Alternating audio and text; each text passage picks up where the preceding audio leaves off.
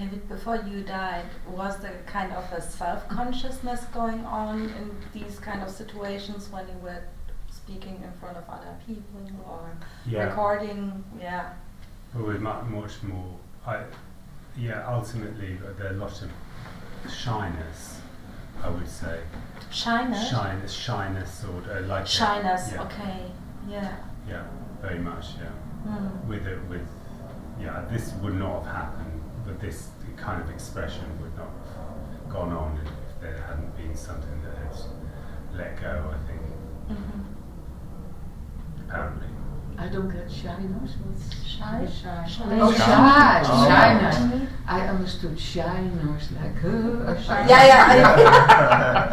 So, okay. Shyness. Shyness about? I mean, it's a kind of self-consciousness. Yeah, it's a sort of feeling that's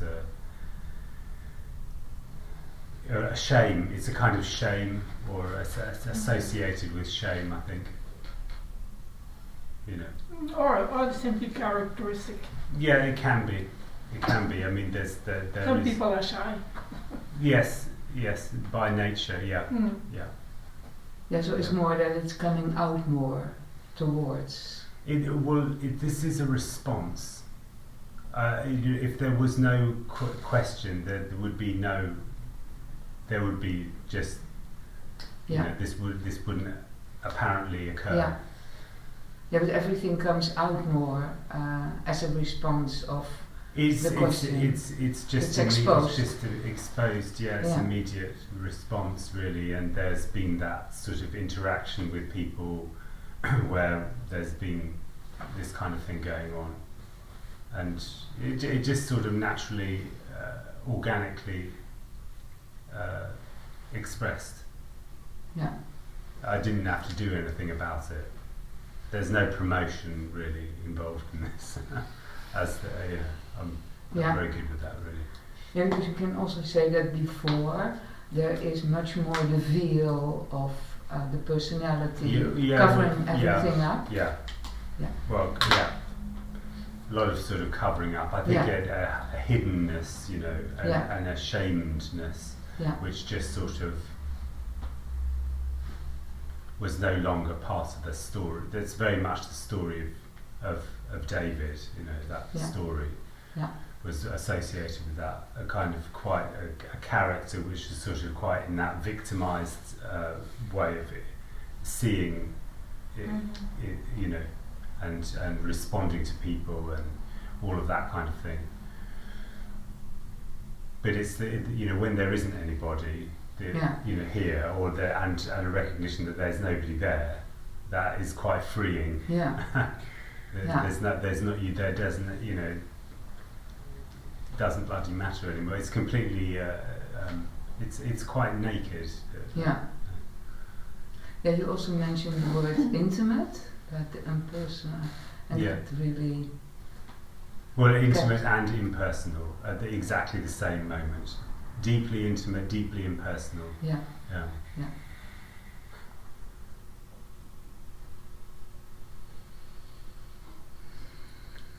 Do you recognize, David, that after realizing this immediacy, the cellar of the person kind of caves in?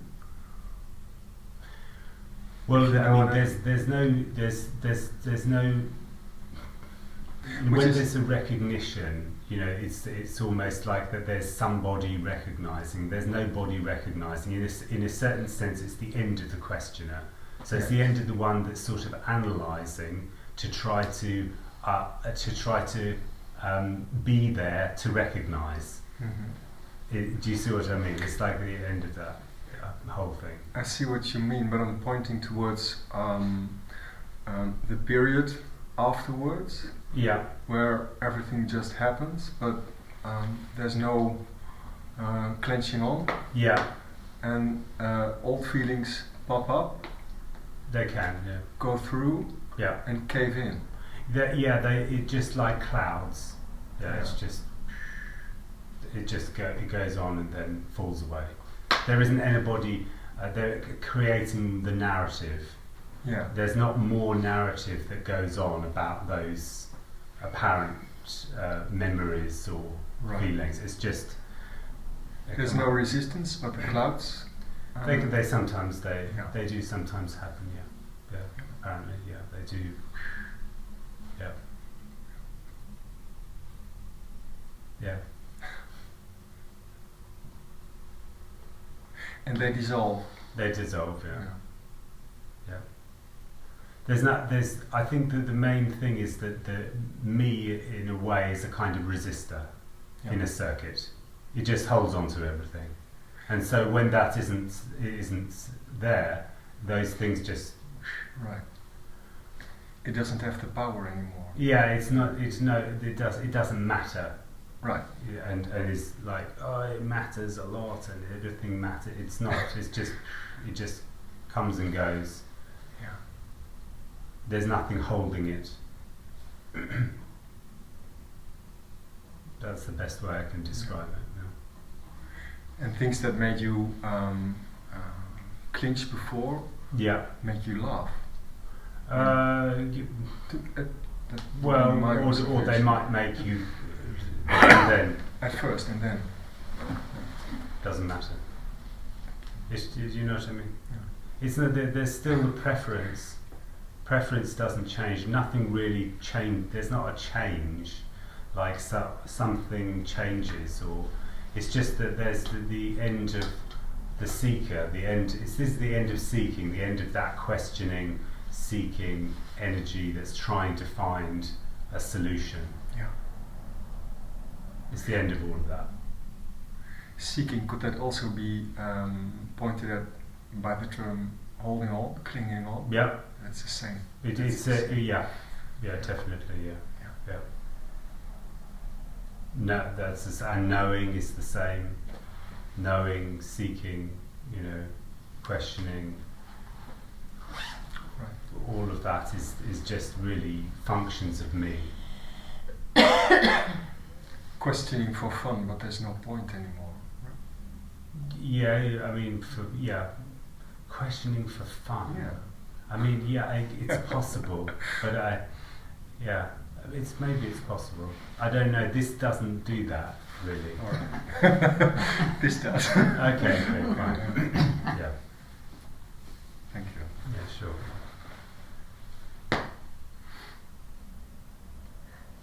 It's a very efficient system. I mean, what I want to say really is that it's a very efficient, natural system. It's not that the questioning sort of. When there can be an inquisitiveness or an interest in things or something like that, but it's sort of the abstract questioning of something. That just doesn't happen so much because it is not the fantasies or it's very often trying to get somewhere. It's very often part of the story trying to get somewhere. But this would be more like a curious child. Yeah, fine. Yeah.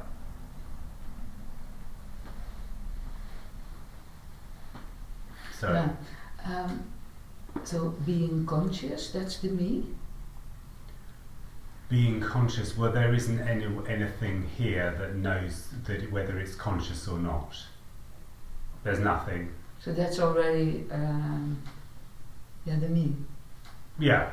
Me is all about consciousness. Yeah. So okay. Yeah. Consciousness, awareness. Yeah, it's already trying something or doing something. Yeah. It's a subject. It's subject and object. Yeah.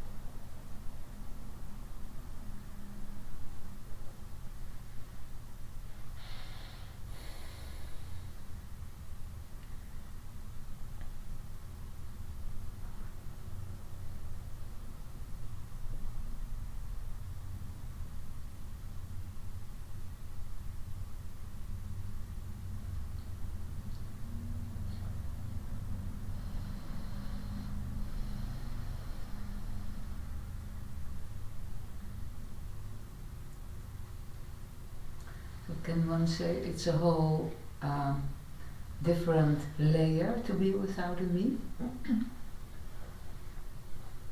I mean, it's that makes it sound like kind of that there's strata. Yeah, but I'm a bit helpless in how to say it. Well, I mean, I don't want to see it too literally, like. I mean, you know, I think that all that can be said in a way is that the apparent seeking veils what is. So it's sort of in a way sort of gets in the way of what is. It creates a kind of gap. Mind the gap, you know. Is a gap is Kloof. a dent? Is a gap a dent? Or I don't know. Kloof, yeah. A kloof, yeah. It's only appearance, but that's what it is. Yeah. It's a separateness. Yeah. You know.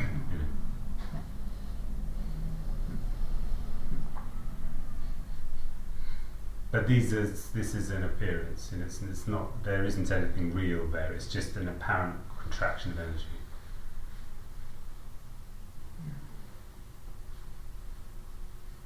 And I find it so stunning, actually, that that it's obviously so convincing and so strong, the belief. Yeah, kind of. Yeah, it is. I mean, I've been listening to Yeah. this message for 25 years. Mm-hmm. I still didn't get it. Oh yeah. Yeah. Well, this had a very similar Really? situation. Yeah. It's amazing. I mean, I find it really stunning. Yeah. Actually, the longer I listen to it, the more stunning it becomes. Yeah, because Yeah. it's so completely, totally, hopelessly impossible to understand any of it. Yeah. Except on that conceptual level. That's what's so beautiful about it in a sense, because it is completely you can't get hold of it. What's also amazing to me that it's still so magnetic. Yeah. Oh yeah. Oh, we'll always. Yeah, of course. I mean, how many times I've said finished. Absolutely. It's over.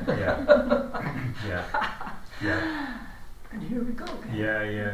Yeah. But because it's also. Well, it's got nothing to do with you. No. And that's the Obviously. thing. It's that there's an attraction which is nothing to do with that. It's just an attraction for no one to this. An immediate connection to this sense of freedom and sense of space. Right. Yeah. Right. Something knows that this is freedom. Yeah. It's amazing. Yeah. I mean, I can only witness it in really small children. Well, and you know, carpets and walls and absolutely, and in a certain sense, all there, pretty much all there is, apart from apparent human beings who believe that there is a me. Of course, that's just an illusion, but that's there isn't anything else. All there is freedom. It's just a kind of functioning, isn't it? Me. What is me? Me is a kind of functioning. Well, it's just what seems to go on with human beings. Yeah, it's a mechanism, or a fever. I like calling it a fever, but Yeah, it feels like that sometimes. Yes.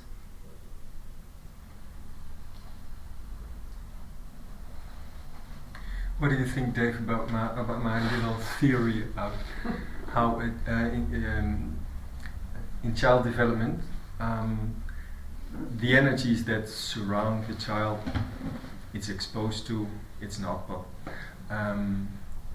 get turned into subject and object, and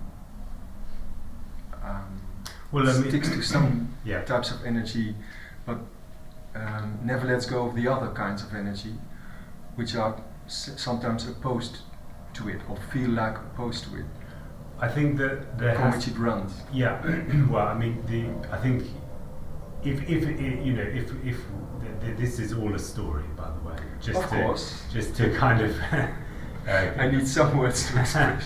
But yeah, but in that story, if there isn't, that brain of the child has to, in a certain sense, reach a certain level of complexity to be able to abstract a sense of me. If there isn't that going on, if you're talking about a cat or a dog, it doesn't give a shit about what there's the energy that is around that can be human beings or whatever it is with all of their craziness, and that animal or plants or whatever it is just is what it is. There isn't that sort of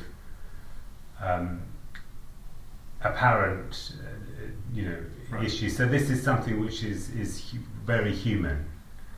Yes. And so there's something going on with the human body, perhaps, or whatever, that you can say is responds to what you're talking about, and then it is exaggerated by the other apparent me's that are around, that are, that there is a sort of confirmation that, oh yes, that is, I am a me. This is life. Life is all about contraction and all of that. But it would start by splitting energies in a way. Well, I mean, that's the thing. This is all an illusion. There's nothing that is split. All that there is in a certain sense a veiling of what is apparently this. But the illusion of the split, kind of. Well, it doesn't, of course, but as a way of explaining, divides. It seems to. Yeah. But it's taken very seriously. Oh yeah. Well, that's it. If that's all that there is, for me, if me is just in that apparent world of everything being separate, then that's it. There's just a sense of separateness, and there are, however, this more sensitive energy, whereas there's a sort of sense of something being missing, or something being lost, or something being not quite right somehow. Something being lost, yeah. That's very often, what there is a sense of, and then that forms the seeking energy to try to find that which is lost, and very often moves into the sort of spiritual realms in order to try to find that. I can very much relate to that. Yeah, so that's the apparent sequence, the story of the seeker, if you like. And all the while, all there is what is. All there is just immediacy. It's just this. This is this here. Just the. I remember exactly the moment where I was, wow, I'm alive. Exactly. It was I was 7, 8 years old in school. Wow, I'm alive. Interesting. I never forget that. Yeah. Interesting. Yeah. And I thought at that moment, wow, this is very special. Okay. Yeah. And before that, it had just been what is. Yep. Yeah. For me, the same. I was outside. I watched the sky, everything, and I thought. My thought was about birth and death. That we came without nothing and we live without nothing. So I don't care if I have what. I came with nothing, so it's nothing is important. And it was beautiful. Yeah. I mean, often, I have to say, often when there is, my sense is that this happens quite early in life. Often, you know, there's a sense of this sense of self that occurs early in life, which is hardly, well, it's that time where the children are very small, you know, sort of 2 or 3 or something like that, and there is a very strong sense of separateness that actually that whole being just physiologically rejects and has a huge tantrum about. It's these things where out of nowhere, apparently, there's a complete explosion, and that is you know, children go a little bit nuts. But it's not nuts. It's actually just quite a normal response to this sort of quality of contraction, almost sort of beginning. I don't really get a sense that actually is a, you know, nice feeling. My sense is that it actually is quite difficult, to say the least. Yeah. Yeah. Yeah. And when you say that animals don't have conscious of me, I'm not so sure. When you see cats, they could play a game to come to you and have this expression. They are so good, and you give them food, and they could play a game, but they don't have the next step to projection. To project, I do that for that. It's happened, but they could play a role, a game, like a character in theater. Mm-hmm. I think. I mean, cats are kind of that animal. There's a huge amount of projection that goes on with me. Me will look at whatever the situation, especially natural situations, and it will assume that's what's going on. It will assume that any animal or plant or anything behaves like me. Me can only see me. Yeah. So it just. But all I can say is that you know, that when there is no one, there is just a recognition that there's nothing that those cats or whatever it is, they've got no interest in meing. They just are what they are. There's just a movement towards pleasure and away from pain, and they're just it's just all they are just what they are. They're just magnets.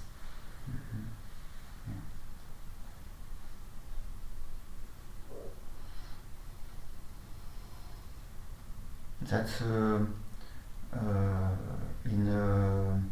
hypotherapy or with people who go with horses to this relationship, because it's immediate. It's immediate, and there is no, when you have therapeutic, apparently therapeutic connection with animals, the animal has absolutely no interest in a me. And that's the shocking thing about it, is that there is no one there that is actually suggesting that patient is sick. Oh, you're sick, or you've got this wrong with you, or whatever it is, and there's a whole idea about all of that stuff. When there's an animal there, that animal has got no interest in any of that. It's just there's nothing that it's relating to. There's no one it's relating to. So that's a huge. That's very, very different for a patient who is, according to the doctor, you know, going to die of whatever illness it is, suddenly to be met by nothing. Quite a relief, really. It's just an animal just being that, sitting on your lap, or So we project the therapeutic part. Yeah, absolutely. There's no animal that's interested in being a therapist. Forget it. They don't see anything wrong.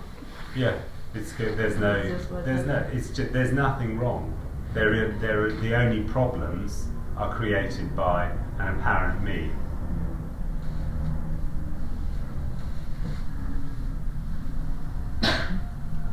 So that's also the thing about attachment, because the animals can attach because they go towards what they feel is pleasurable. Yeah, but I mean, there's no attachment, or this is a sort of attachment which is a very physical attachment to essentially a food. A food provider, yeah. Food caress. Yeah, exactly. It's just that. Cat very commonly, just to say that owners will die, and cats will eat them. Oh. Yeah. If there's no food around, the food changes. So I mean, it's just to point that out, So much. Do you know what I mean? It's like it's not, and the same, human beings are the same. Find yourself in a plane crash or whatever in the middle of it. Yeah. It's a different. These things are what the human being sees as apparently important isn't.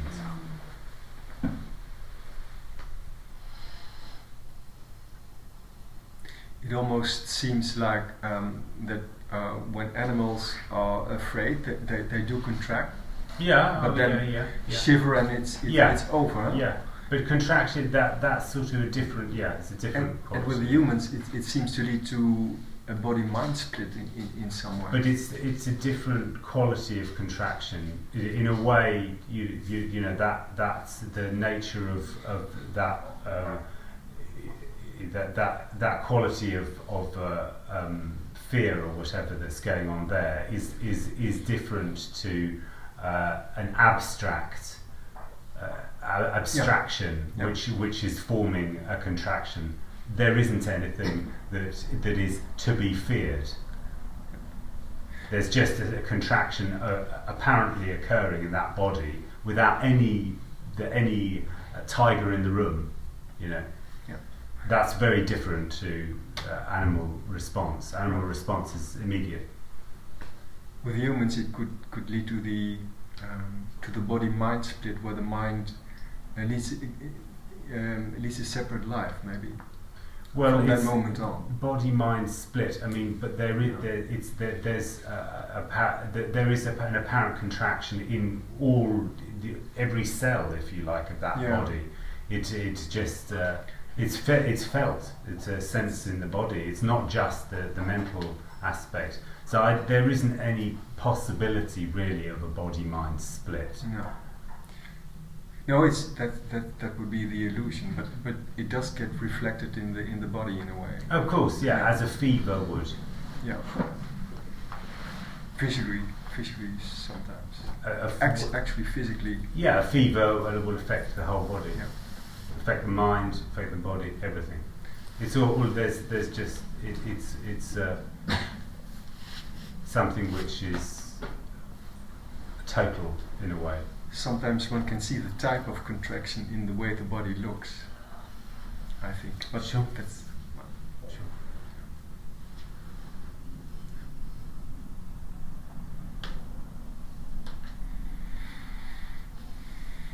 All there is this.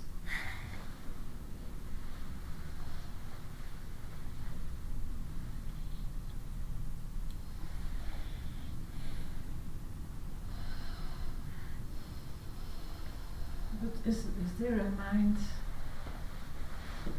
No, Mind? there is no mind really.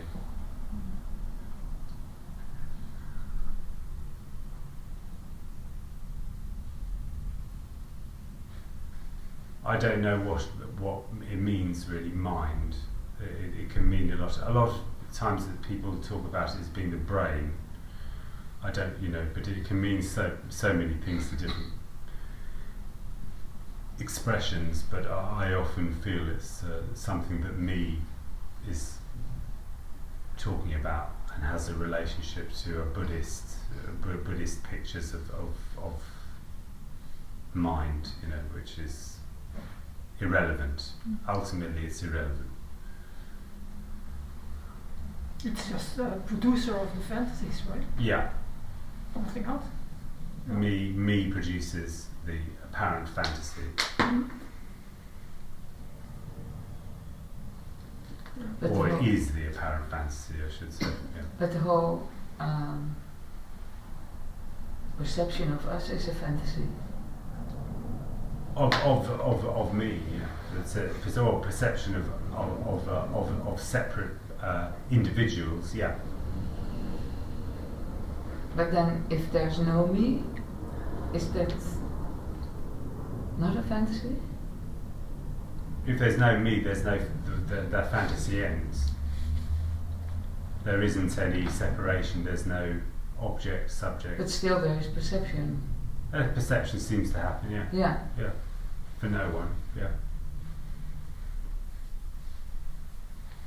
There's no one perceiving. But then that's a different perception than when there is a me.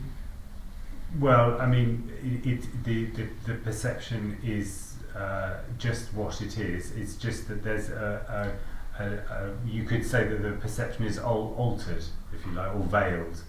Yeah.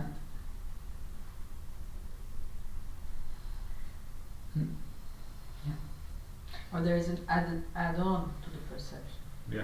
Yeah, so that's a way, a fantasy. Yeah, that's fantasy. Yeah. That's an add-on. To just pure perceiving. Just what is, yeah. Like Yeah. interference. Yeah, if you like. Yes. Yeah. Sure. Why not? Yeah. Different ways of expressing essentially the same thing. Yeah. And of course that none of that matters.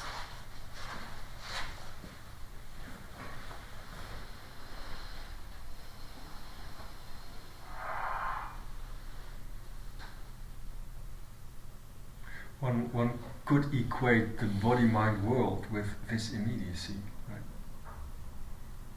The The body-mind world is everything. Is this? Is everything there is? well, yeah. The of course it is. All there is what is, including what the fantasy of me, and the body, mind, whatever. All of that fantasy is what is. But when that's expressed from me, it's just words. It's just a rhetoric which is apparently understood, but it's not more than it's not. It doesn't have a intrinsic. There's no sense there that is what is. It's just a repetition of an idea in a way. This is much more simple than that. What is just what is. It doesn't need any explanation or understanding, and all of that is irrelevant. It's just sort of. This is just childlike aliveness. Coming from a different angle, I try to make the translation. So, Mm-hmm. okay. Mm-hmm. Yeah.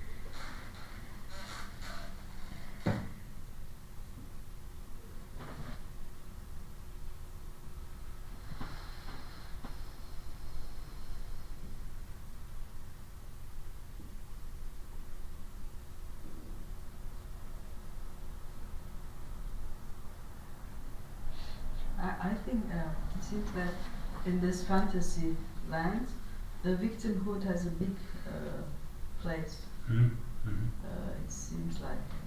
Yeah, it can be. You're talking about what's happening there. Well, probably, yeah. Maybe others, I don't know. Yes, probably because when I hear people just complain about something.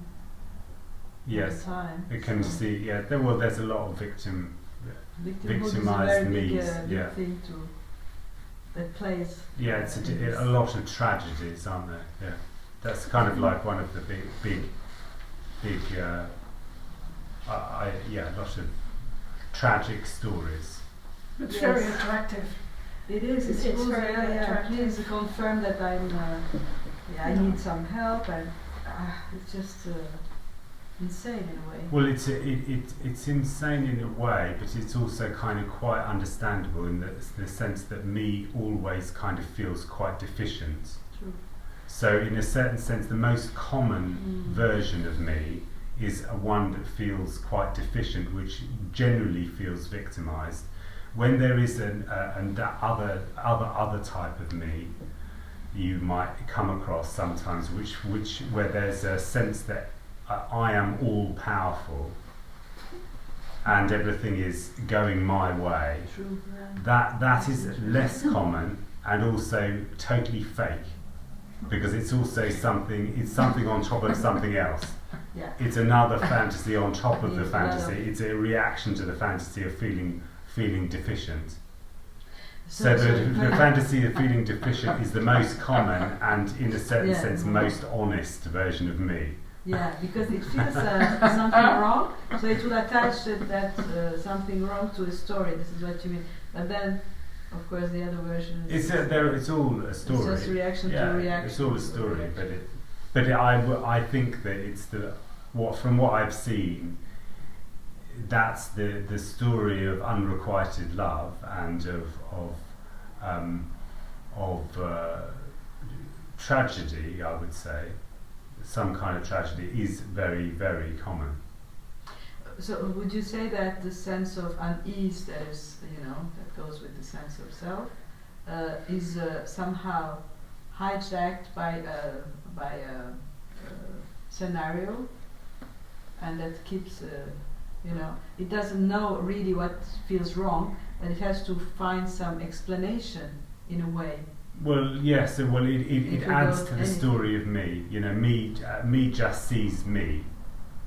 So it will just, in a way, all of the things that apparently go wrong in a day will just be added to the story of me. Yeah, but it stems from the sense of self, the sense of separation, that's what loss, we're or talking about, this is, and then it has to find a reason in there or out there. But it will always. Me is all about reason. It's all about meaning and purpose. Yeah, trying but to find it wants meaning. to explain its own unease. This is what my question is about. I don't understand what your question is. Sorry. The narrative, be it inside or I'm poor, whatever, my mother or the government, whatever, the narrative is. This narrative stems from wanting to purge or to understand what's wrong with me, with the sense of self. Well, it's meaning and purpose, yeah. Yes. Yeah, it's trying to always it's always trying to find meaning and purpose in to its own despair. Of course. Sense of separation. That's all there is. There's just a sense of separation, seeking, and trying to find meaning and purpose for what it's seeking for. What's going on. There must be a reason for it. Must be a purpose for me being here to do that. And so meaning, purpose, trying to resolve my depression. And the third category of me is this one who go to spirituality or wants to rid of me, or yes, there is a different apparent me's will try to find different solutions, and some will go towards spirituality. Oh, it's an infinite category of sure. Yeah, absolutely. Well, yeah. Sure. So even people who can't connect it with the sense of separation or the desperation, they would go and find some cause or whatever. Well, whatever, It wouldn't feel in themselves, but it's whenever yes, there's a fault there, extreme it comes sports, from there. Psychedelics. Or the government is, I don't know. Going to the government, work, being an alcoholic, you know, many different versions of the apparent me trying to fix the problem of separation, of a sense of separateness. Yeah. And the whole thing is a total and utter fantasy. The whole of all of that is just stories. All there is what is. All there is immediacy. There's just this. Isn't that amazing? That there's just what is, and all of that stuff going on all the time.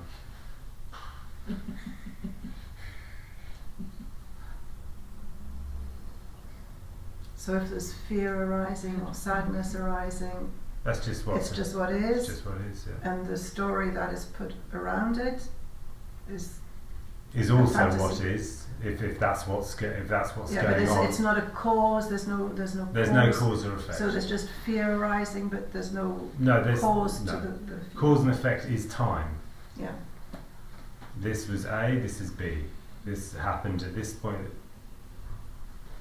That's not, you know, it's where this is just in a certain sense the recognition that entire thing is complete nonsense. And the you know, this is the end of time. That's a extraordinarily, incredibly beautiful way of describing this. This is just the end of time. The end of time. The scriptures talk about it. Messiah will come at the end of time. It's fun. Well, yeah. I mean, it's the Messiah or the Messiah? The Messiah or the Messiahs? I don't know. Whatever. Messiah. I don't know how to pronounce. Okay. Private joke.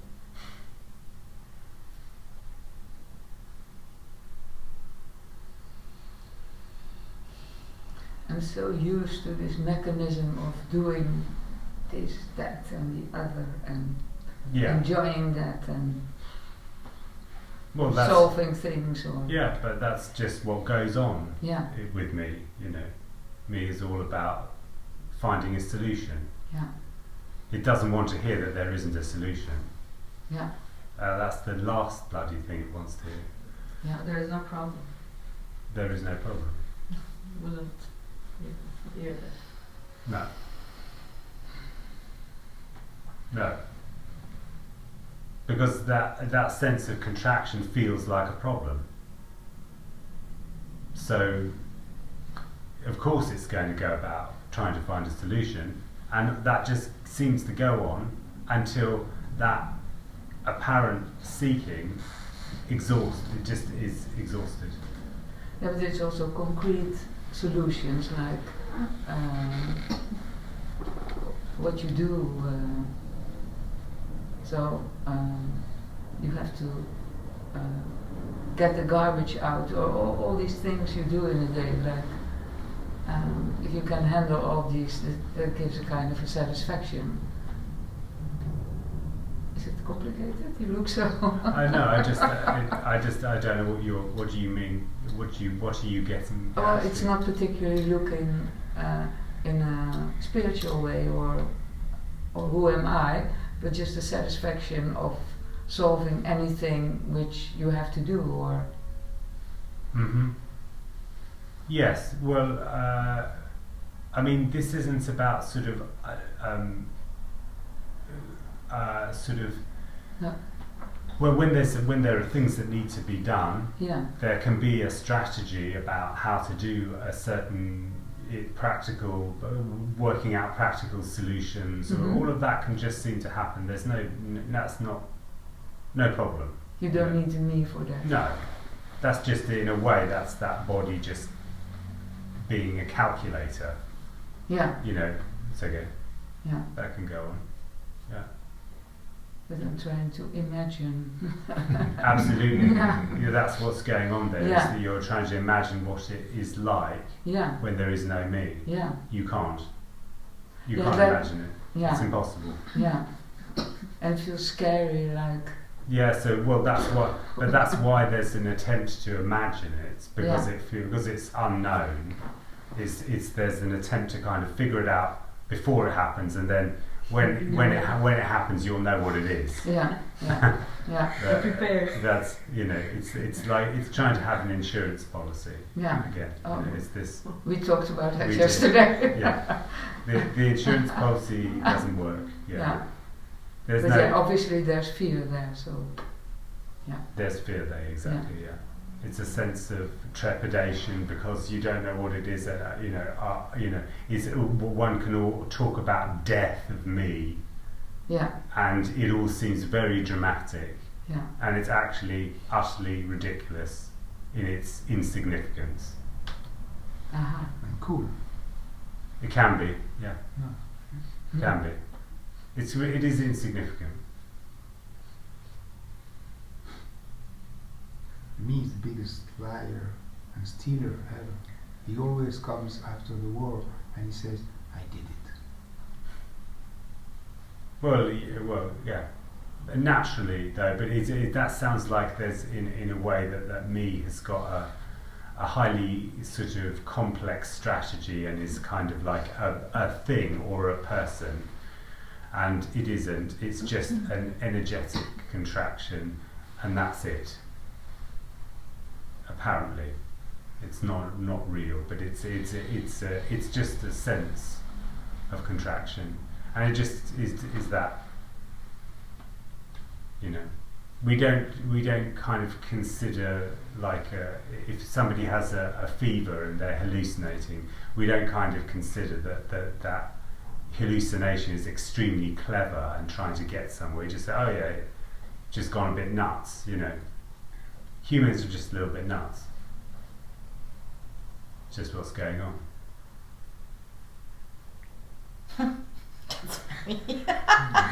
It's kind of irrelevant.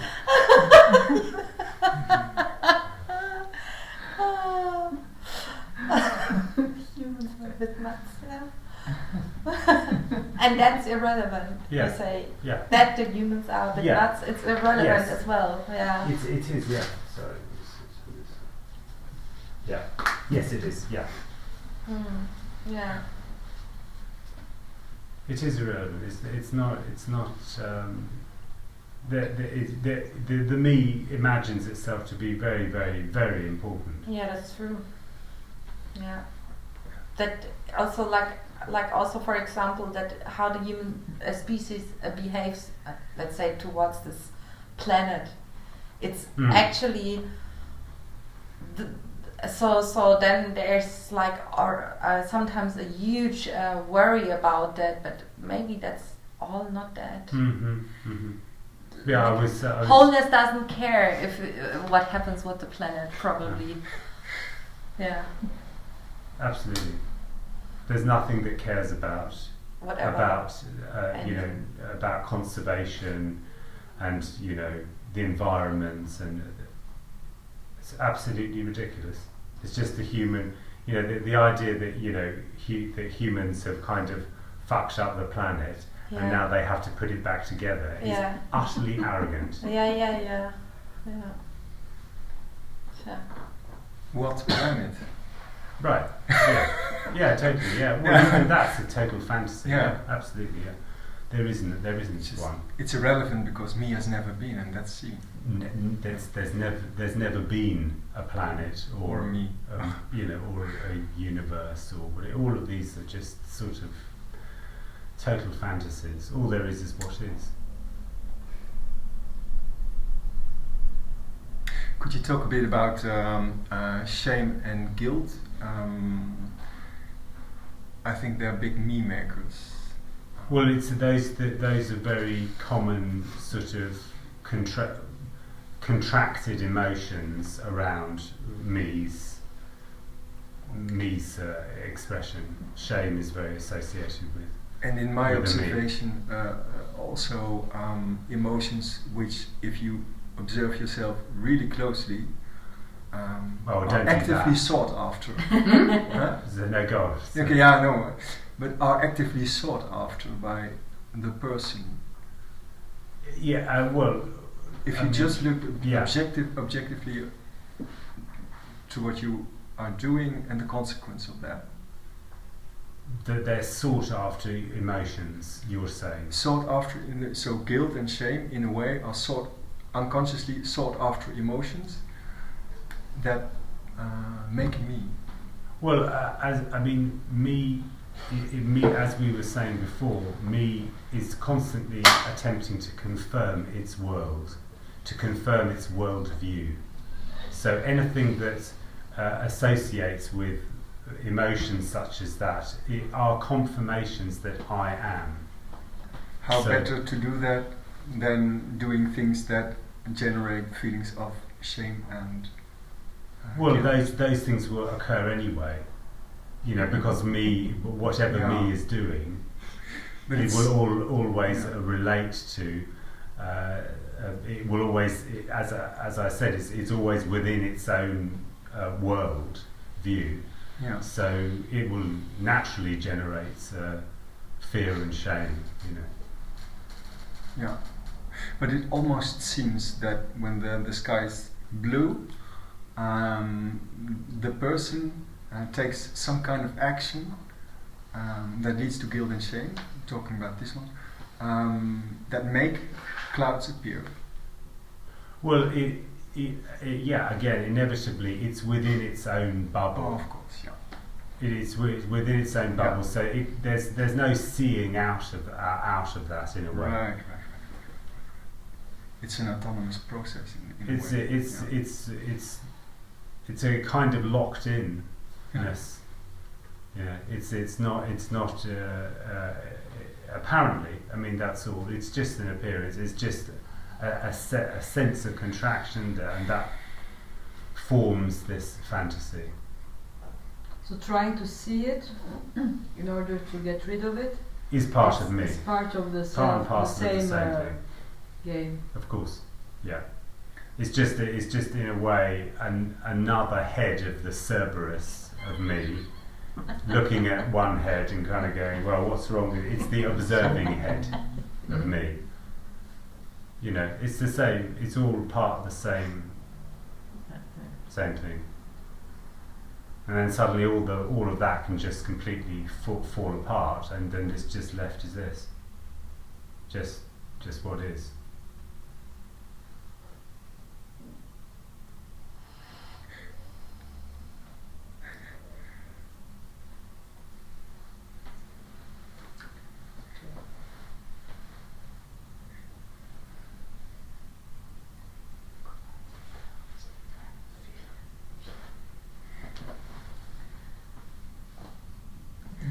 Yeah. The me have fear to imagine death, Yeah. and when I dream, Yeah. and cauchemar, Yeah. imagine death, but it's only an imagination. Yeah. Yeah. Oh yeah. But there's no possibility of knowing death or knowing absence. It's the fantasy of the absence of me, which is really just just projected fears of whatever me imagines.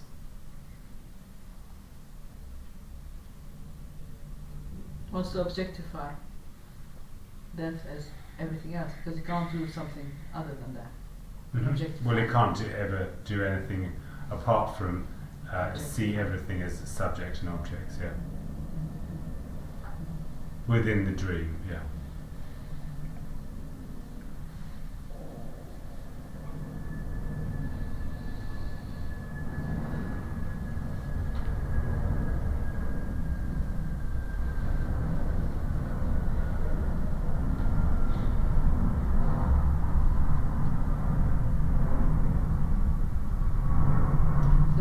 is a belief.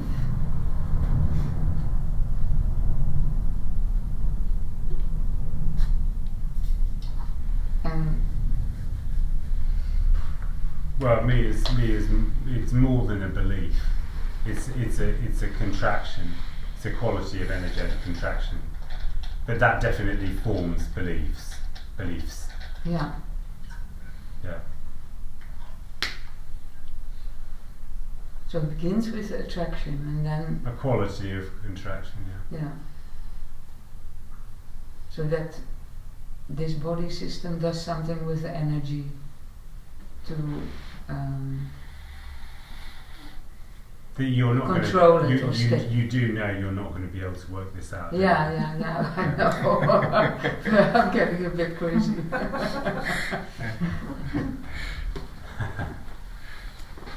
Yeah. It's not going to, it won't get you anywhere. And the problem is I'm sitting here. I understand, yeah. That's nice. I understand that's what's going on here. Yeah. So I'm in the wrong spot. Well, no, there's nothing wrong or right. It's just that I'm just pointing out that ain't gonna understand this. Yeah. And some people fear that, and some people just don't even think of it. Yeah. It's just a bit unfair because I fear that. I used to fear that a lot. So Yeah. how why do we fear that? Well, It's insane because we don't. Me is that which fears the end, which fears its own absence. That's basically the fear of death. Yes, Yeah. but it doesn't know. Why would you fear something I don't know? Well, quite. But that's the nature of me. Me is the fantasy of what is next. What's next? That's me. Me's expression is what's So there's next. no next. This is where there's no next anymore. This is what you mean? What the death? There is no next. No, but I mean death for itself. It's because there is no next. So it fears no next. It fears what it fears what it cannot understand. It fears what it can't grasp. Why? Due to absence. Why? That's part of it. Why? Yeah, I know. I'm not doing anyway. By But the way, why is exactly the same question. When this is the end of why. Okay.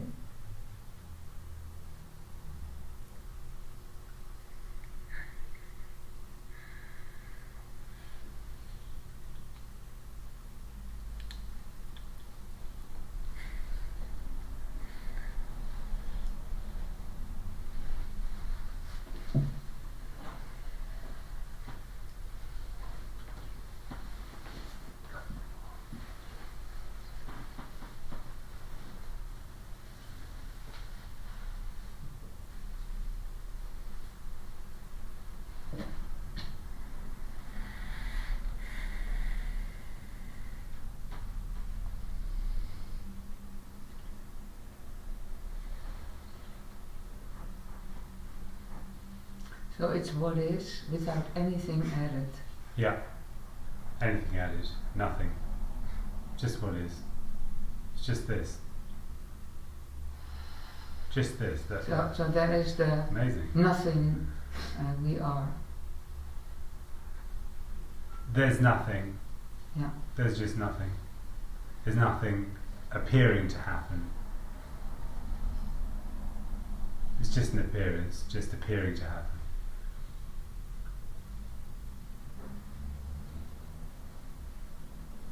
So the pose is. There is an appearance of coffee and tea next door. Yeah. Okay. Can the contraction affect the memory system? Is that possible? What do you think?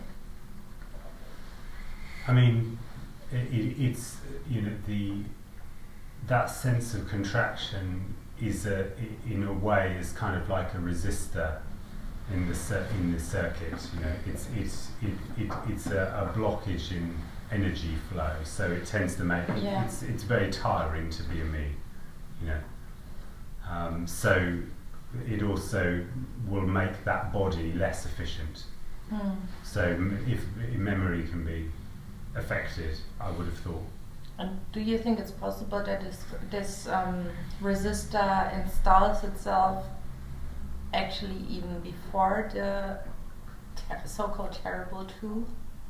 It may happen. It may happen. It's possible. What did you say in the terrible? Before the so-called terrible two. What's that? The 2 years. 2 years, Oh, yes, okay. yes. Sorry. It may be, yeah.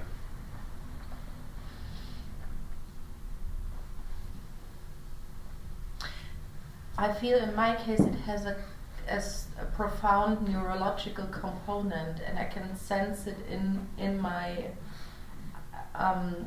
in this area, and I'm pretty sure it has already formed in when I was when I was in the belly of my mother, yeah, something like that, yeah, kind of a strong survival kind of thingy kicking in, yeah. And when we were talking earlier on, I was sitting here wondering. I mean, just to say that I think that basically this really does require, in a certain sense, when there is a me, there is a sense of me, there is a sense of myself, there is a sense of identity, and when there is a very young child or a fetus, that's not really there. There may perhaps be traumatic tension. Yes. That's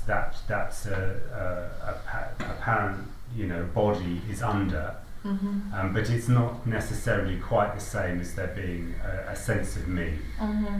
That's quite a particular thing that, in a certain sense, requires that there is a brain activity that has reached a certain point of abstraction. Yes. That would be my sense of it.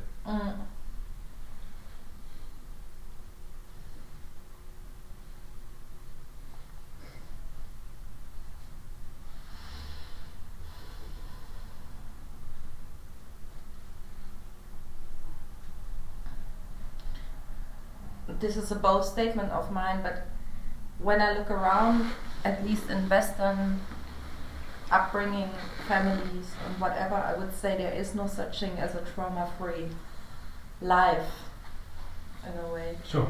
Well, trauma is in a way, trauma is totally part of the natural world. Trauma is a constant thing in nature. But in a way, what it is just the nature of how trauma is responded to, and when there is no me, trauma just is just not held in their tissues in the same way that it is in when there's me. When there's me, it's mine. It's my trauma. This is mine. I hide in my own trauma in a way then, Well, me. That's me. The story of me is all about being in my own trauma, in my life. Yeah. Yeah. It's my trauma, it's my life. It's my story, And those things are considered absolutely normal and absolutely convenient in a way. And just a normal thing. That's what's there, you know. Unquestioned. Yeah, unquestioned. Yeah. That's just how life is. Yeah. And the questioning is happening, for example, here. The questioning? The questioning. It's an energetic questioning, right? That is, in a way, this is in a way questioning that setup, like that assumption in a way, I'm here, you are there, and all that. It is a total destruction of the nature of me. It is a total disruption and destruction of there being anything real called me that has any control or choice or anything like that. It's pointing out that all there is just what is. There's just this. For no one. Could we say that you are at the same moment, you are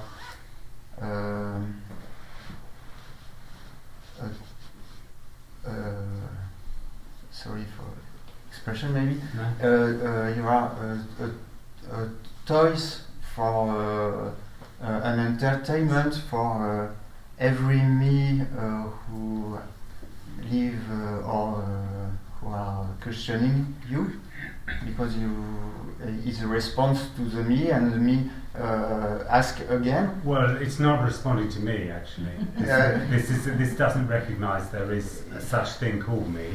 Yeah, but for the me, even if you're not responding for the me have response from you. Sure. So it's kind of another occupation for him to come here and ask you a question, and also at the same time you are a killer because you kill the me. There's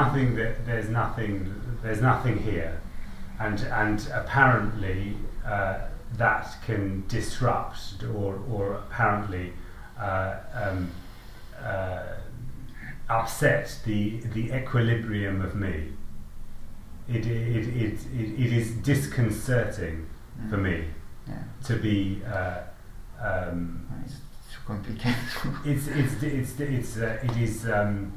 It's a shock for me. It's something that me finds shocking or uncomfortable.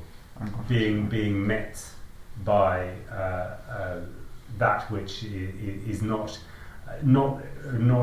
relating to it. There's no relation to me here. There's no relationship.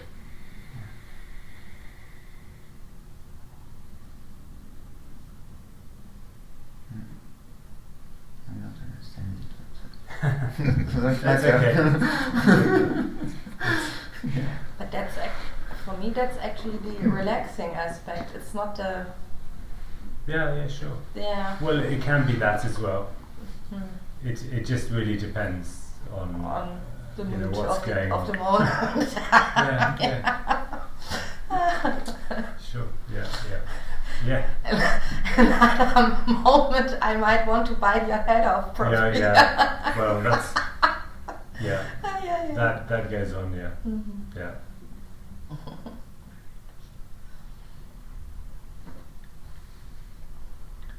You're speaking about you compare the me with a resistor in a circuit. Yeah, in a way, yeah. It's not a very good. Well, no, I like it because there are also fusible resistors. Okay. And then it basically it's a resistor that functions as a fuse. So if the fuse blows, then the circuit is dead. And then so like the me is that fusible resistor, and if it blows, then it's no it's me over. anymore. And sometimes I see me's in outside, like because everything is energy.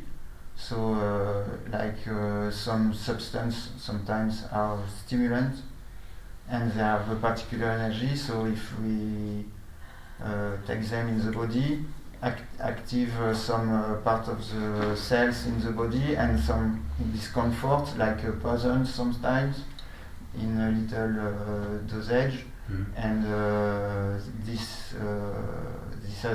is not comfortable, and that starts to create some discomfort in the body. So is me appear to What is your question with that? Is a resistor is changing the vibration, the energy. So this energy is outside, and after I take this energy and I hit it, and it started to resist in the body. Is something energetic. Well, I mean, to simplify that, all there is energy. There's just energy, and essentially, me is a kind of contraction of that. So me is a sort of contraction of apparent energy. Yeah. And so there's just there can't be, But it can be discomfort, and also it's without me, so it's not good comparison. Yeah. Yeah. Yeah.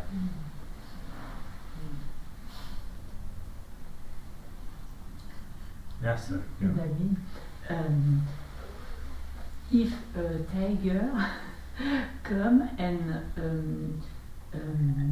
you are wounded, yes. After that, you have une blessure, Scar.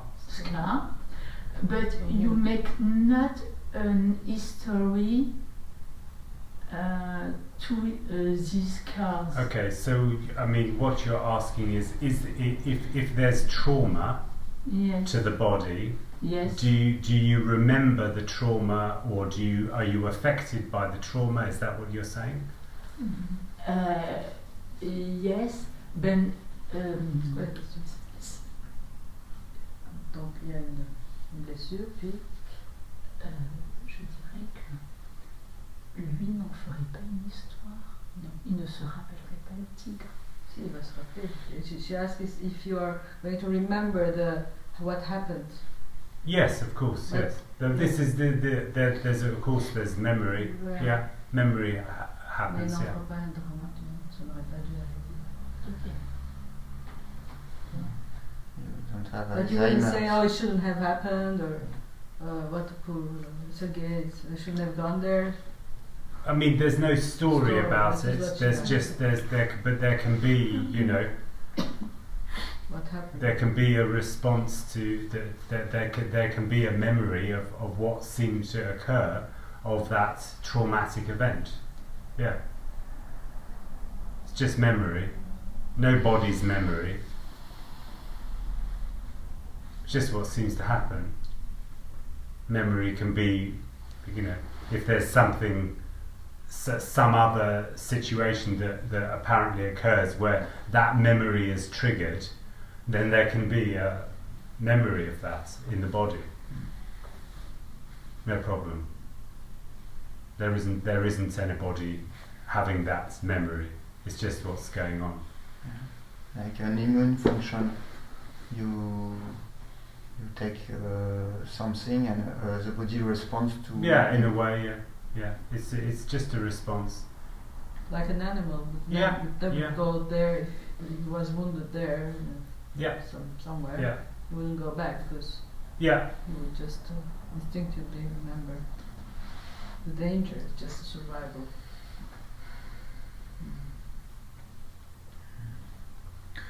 Me is not necessary. Me is not necessary for the function of this body. All there is what is. It's just this. Doesn't need anything else. How would you define memory? I wouldn't. I just wouldn't. There's nothing here that wants to understand anything. It's just what seems to happen is that there can be a sense, an image that seems to occur, or whatever image, sensation. It's a lot of different things to different people. Image, sensation, smell, all of this is an apparent memory. Many sensations can be memory. But I wouldn't, yeah.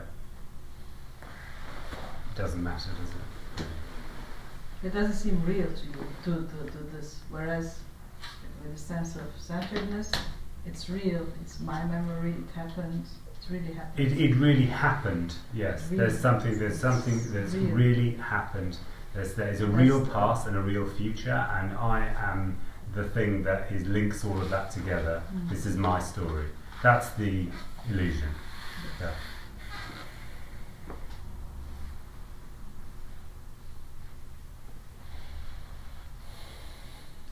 So when you say there's nothing here, then it has fallen all apart. There's nothing. Well, I mean, all that's just expressing is that there isn't anyone.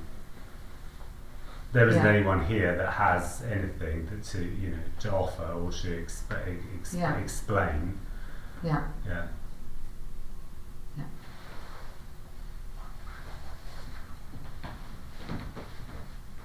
But there also isn't anyone there asking the questions, so Yeah. it's quite equal, really. Yeah, that happens at the same time. Yeah. Yeah. Yeah.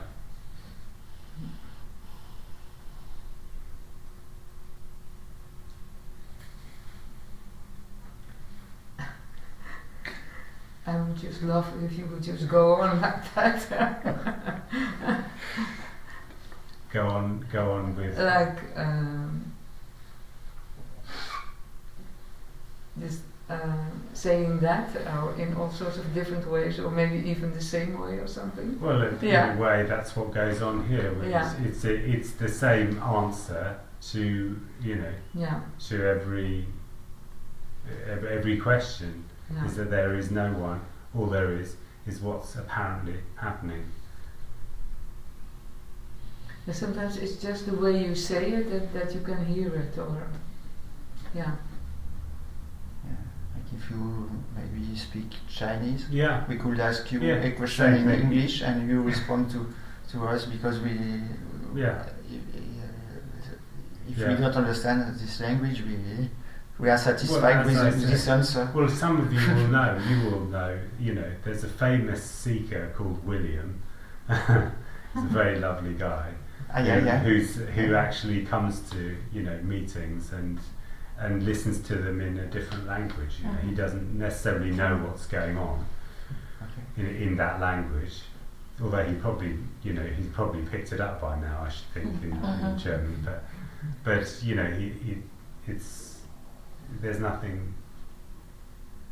no need to understand. This is impossible to understand.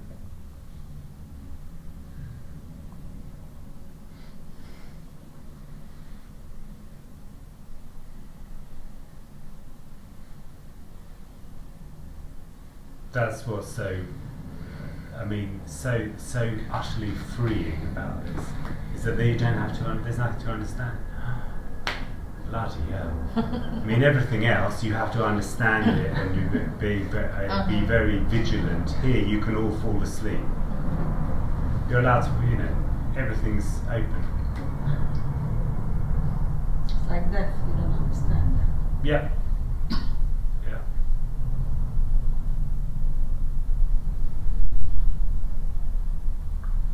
It's not a class we attend. There's can no miss class. out anything. Yeah, no class. There's no, absolutely fine. Anything can go on. You can drink wine and just have a party. It doesn't matter. It really doesn't matter. There isn't any parameter. You don't need to understand death to die. Yeah. Oh, you can't. Death just is what is. All there is death. There's just death. This is death. In that sense.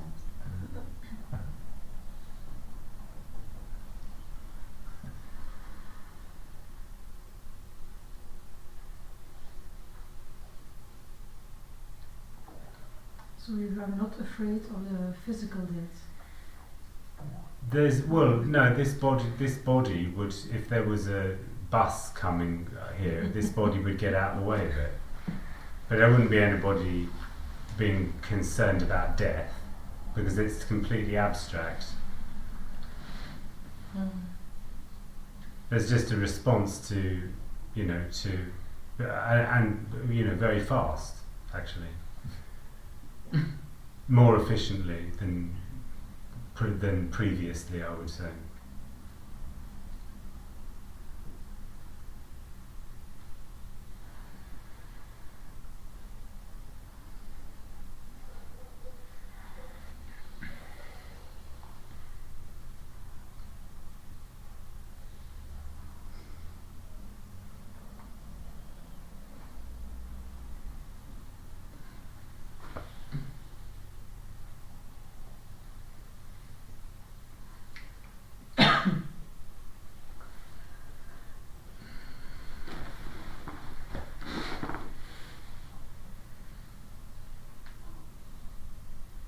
This immediacy is never impressed, right?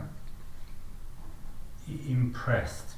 How do you mean? Well, it's not impressed by anyone, if that's what you mean. Yeah. Yeah, no. Not by anyone, or, yeah. Or anything for that matter, right? Well, there can be things which are, surprising, there can be surprise, no problem, yeah. Of course, yeah. But it's something that is more significant than something else, no. If that's what you're saying, yeah. No, there isn't anything that's significant. I found it a real help questioning myself whether consciousness was already impressed. Was it impressed? I mean, I don't understand that. No, that's okay. But there is no consciousness. Of course, yeah. This immediacy that's why I asked: is this immediacy ever impressed? Because that's what well, not in that sense. I think I know what you're saying, but not in that sense. There isn't anything that is significant. Nothing is more significant than anything else. All there is what is. So it's only me that's looking for significance. Let's put it that way.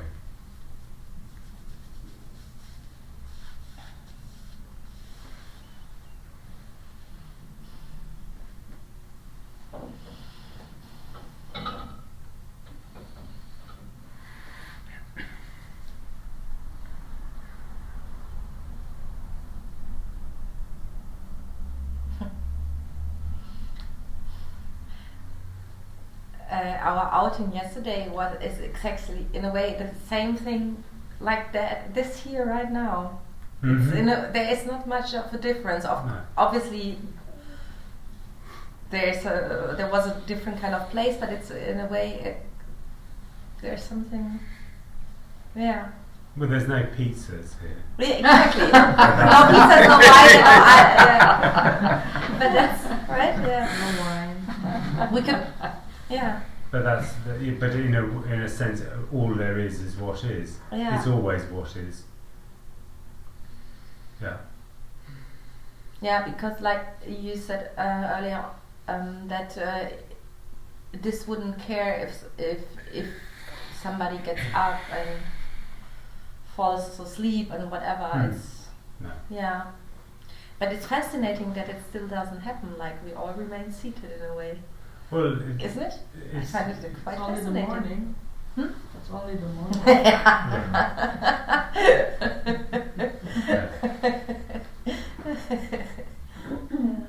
Well, there is an attraction to this kind of conversation. Yeah.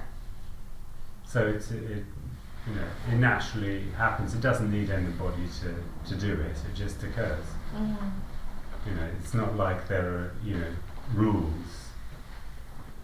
There aren't any rules. There's just this. But this seems to occur organically.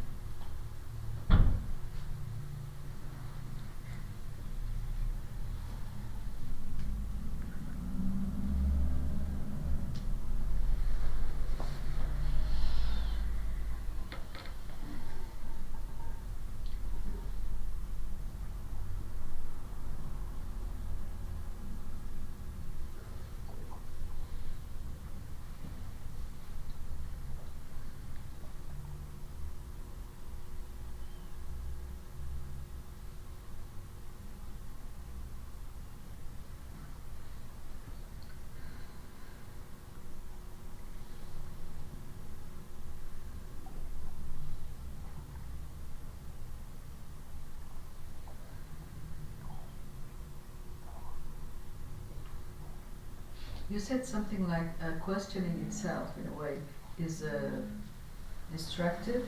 Or Sorry, let me just, I don't know what's going on here. It's vibrating. Yeah, sorry, say that again. you mentioned something like questioning, if this is what I understood, questioning itself or this life, whatever, questioning in general, keeps it distracted from this, which I understood from this sense of unease. Can you elaborate on this? Well, questioning is the nature of the me state. That's Like the seeking. it is seeking. Yes. So it is when there is questioning can be a sort of activity that me has where it's constantly trying to investigate, Mm-hmm. which is an avoidance of what is. Mm-hmm. Investigating things Yeah. is always almost kind of going round the subject, it's avoiding It's it. becoming in a way. Doesn't want to see what is. It just wants to investigate. Keep on investigating. If I can keep on seeking, I'm alive. I can keep on, being, a me. It's not really like that because all there is seeking until there isn't.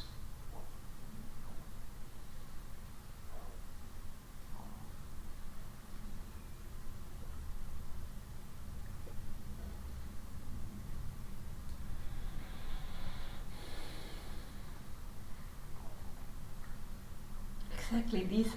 These kind of responses don't help at all, right? No. They don't help at all. I mean, even if you know that it is like this, that all these questions are a way of the me, it doesn't.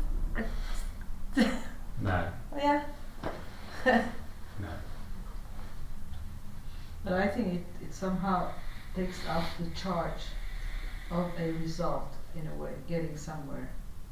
You don't pursue the quest until there is this impulse, this here, it has to express, and then it knows somehow these gatherings makes clear that there is no attaining point or a solution or an answer. Mm-hmm. So it won't keep on. It will come with another question maybe. Well, it just keeps questioning that Yes. that me is just a questioner. Exactly. Question. It's just a questioner. This is not ever going to provide any answers It's like searching in because it can't. There's the nothing here to provide any answers. It's not. It's not that I'm limiting answers. It's just there simply isn't anything. No, there's no answer. Yeah, there's no answer. There's no answer That's very clear. to why. That's an answer to me. Mm-hmm. So you just said there's nothing here, Yeah. and that seems opposite with this is all there is. Well, nothing is everything. Yeah, okay. All there is nothing being everything. Yeah. So it's the same. It's the same. Yeah. Yeah.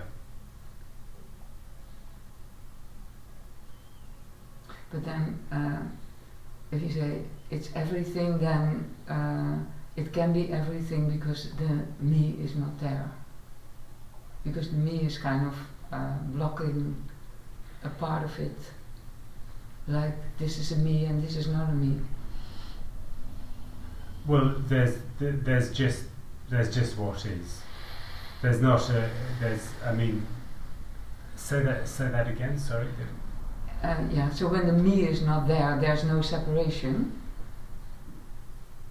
So then, because the me is not there, so there is not a separation. So then it's everything.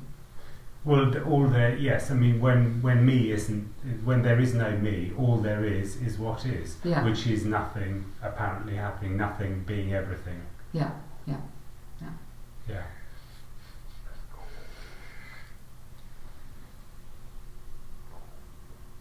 I mean, but that's in a way, nothing being everything is a very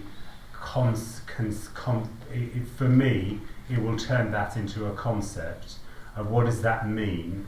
What does nothing being everything mean? And then it would try to figure that out. And that is just completely and utterly part of me. It's a completely useless process of trying to figure everything out. This cannot be explained.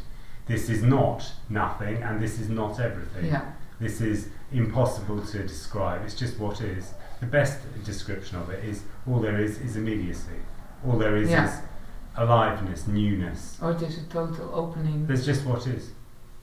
Or total opening. You could say that, but I don't know opening of what. You know? Yeah. So it's just not of what anything, is. because otherwise you're limited again. It's just this.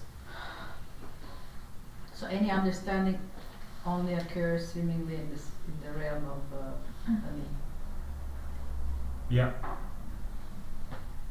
In the realm of the me.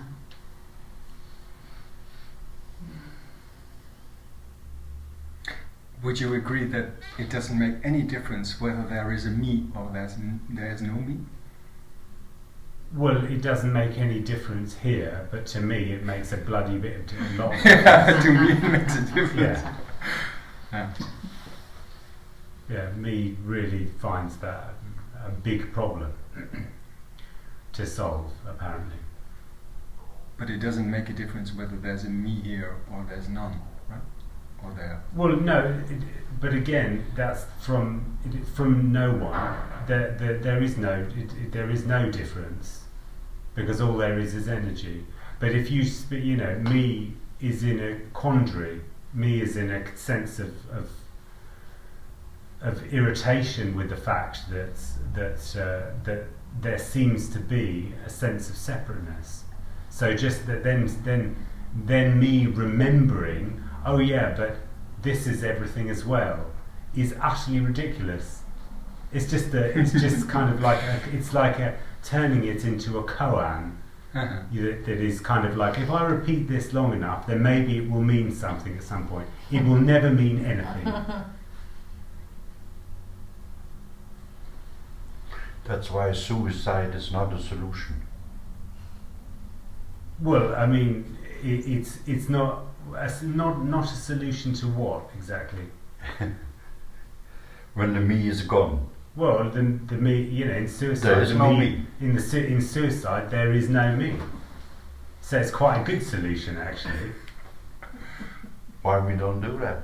Well, there are apparent bodies that do, but nobody commits suicide. There isn't anybody that does that.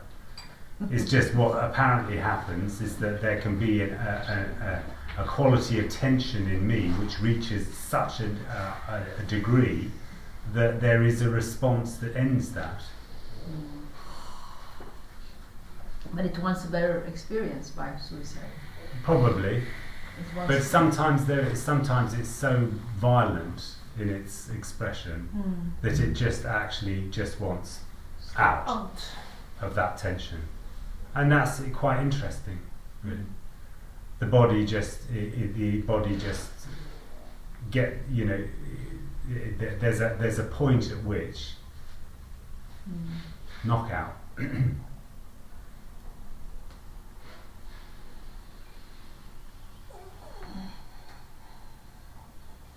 But some myths believes in the karma and reincarnation. Ah, yeah, so bro. it's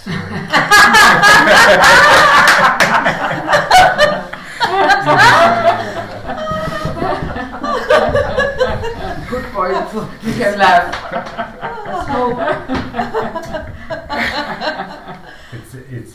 It's ridiculous.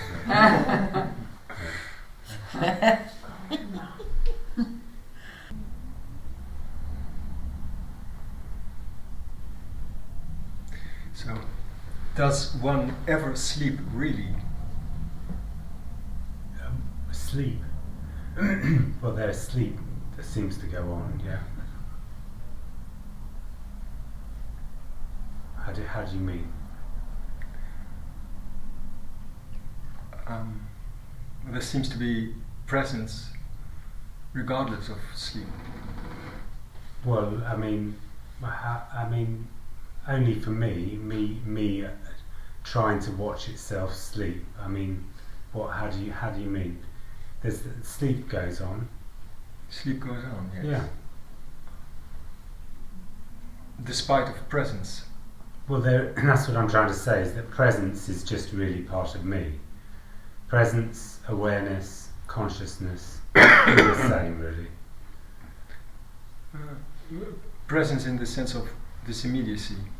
Oh, well, all there is immediacy. There's just immediacy. So that, sleep is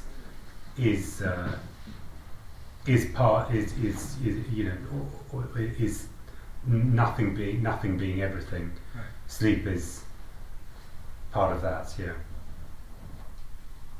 It's all there is energy. There is an apparent sleeping energy and an apparent waking energy, and all of that is just what is.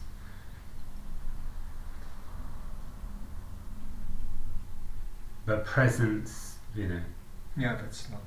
it's just, Your vocabulary. Well, it's just a kind of, who would be present, Presence seems to be sort of like there's somebody doing something.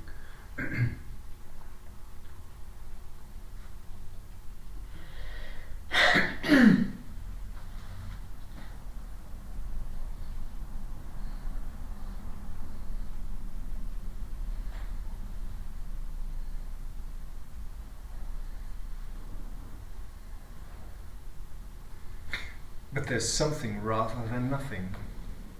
Well, something is nothing. Nothing is something. Apparently happening.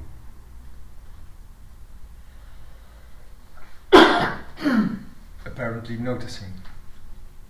Well, yeah, I mean, noticing, can seem to go on. Nobody notices, but yeah. Noticing is the me. No, it's not necessarily. There can be noticing without there being me. Me can without. It's really, perception is just what seems to go on, but the ownership of that perception, or the ownership of the noticing or whatever, is what we're talking about. That's what me does. No, it's fine. I mean, witnessing for me. I wanted for me to say witnessing, noticing. I thought it was. Well, when there's a witness, yes, then it's different. Yeah, it's subtle. Yeah, there's in a way, these some words say are all witness just. is the me, but okay, doesn't. This is. Yeah. Yeah, perception is the machine, Yeah. or the camera, or Yeah. yeah. Sure.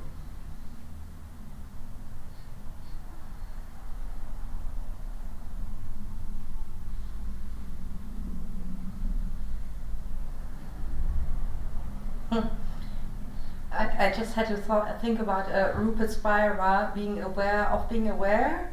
So that is actually again the addressing the person to apply a kind of methodology, huh? Yes. Yes. It's again. It's a spiral,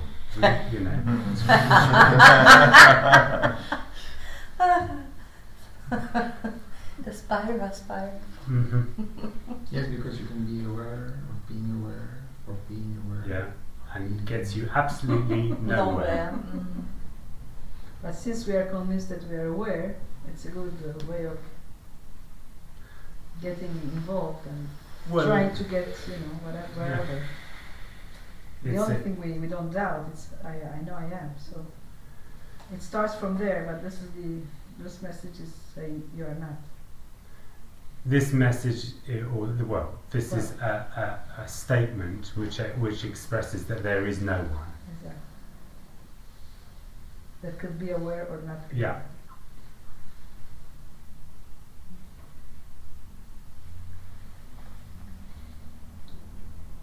Which is why it's not a message, really, or a teaching, or it's a statement. expression.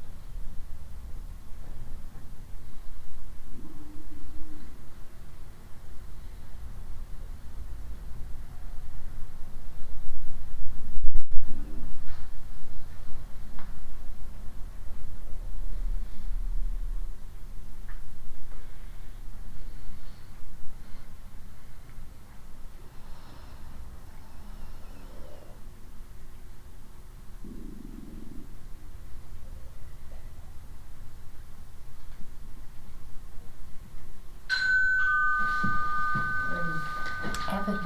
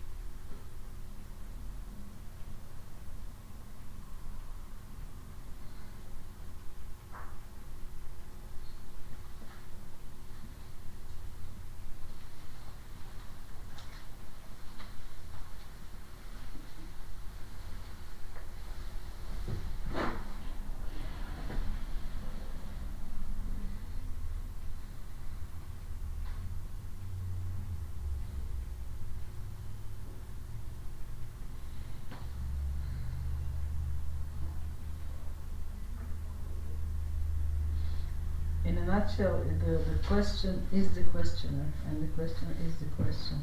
Yeah. Yeah. Yeah, one and the same. It's just energy. Yes. The question is the voice of the questioner. Yes, that's questioner.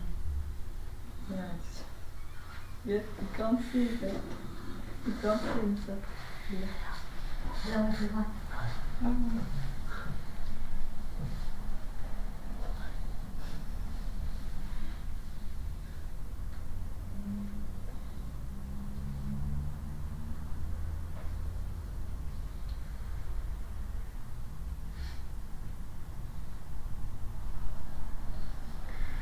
your dreams change? No, I didn't have a very lot of dreams, and there never really has been a lot of dreams going on here. You know, there would sometimes there could be, you know, but there wasn't really a big dream life going on. To a certain extent, in the dream, there's a kind of identification. Yeah, I mean, or is there, but it does have a different quality, but there's kind of an identification. So I was wondering whether there was a change. Yeah, I mean, there's no because there wasn't a lot of dreams going on. It's a bit difficult to compare that with this anyway. Mm-hmm. But dreams can go on, you know. I mean, if there is no one, then my sense is that those dreams would just still go on, but there just wouldn't be anybody attached to those dreams. Yeah. You know, this body just didn't really have a lot of that going on.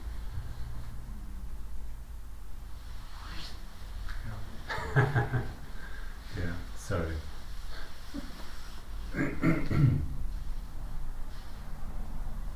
Also attachment, I'm wondering how that works. Or attachment in a way is just another word or expression of that inability for me to let go. Yeah. It's just that, really.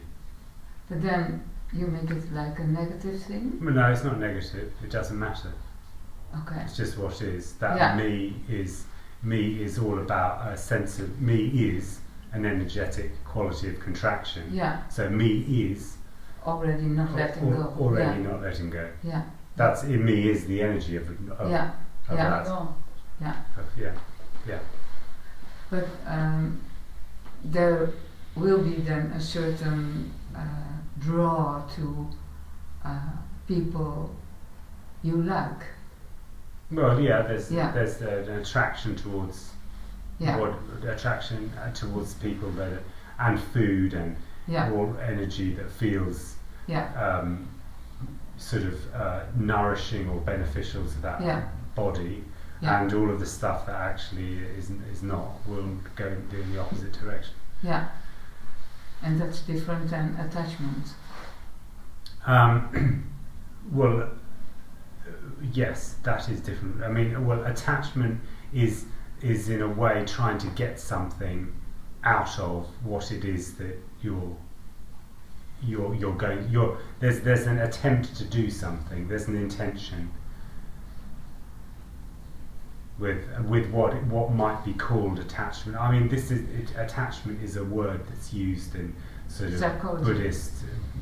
Buddhist ideas and psychology or whatever. Yeah. It's associated with a very particular thing. All I can say is that when there is that sense of contraction of me, there is what one might call attachment, because it's a kind of seeking. Whereas attraction and repulsion, there's no seeking involved. It's just an animal moving towards what it likes. Yeah. There's nobody needed. Yeah. And that's what's going on all the time. Yeah.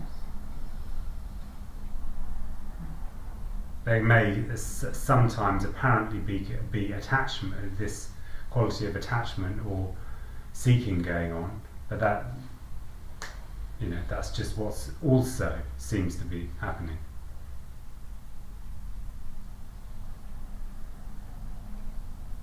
Mm.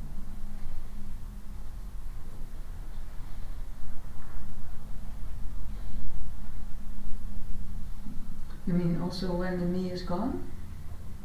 No. Okay. No. Yeah. No, not when me's gone. No. Yeah. All right.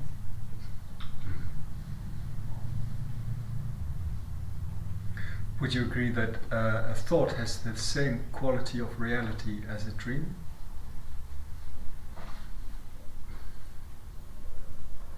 Yeah, I mean, essentially, thought is energy, dream is energy. Mm-hmm. It's all energy. So, in a way, yes, it's all energy appearing in that form. Yeah. So a dream would be like an extended thought. Yeah. If you like, yeah.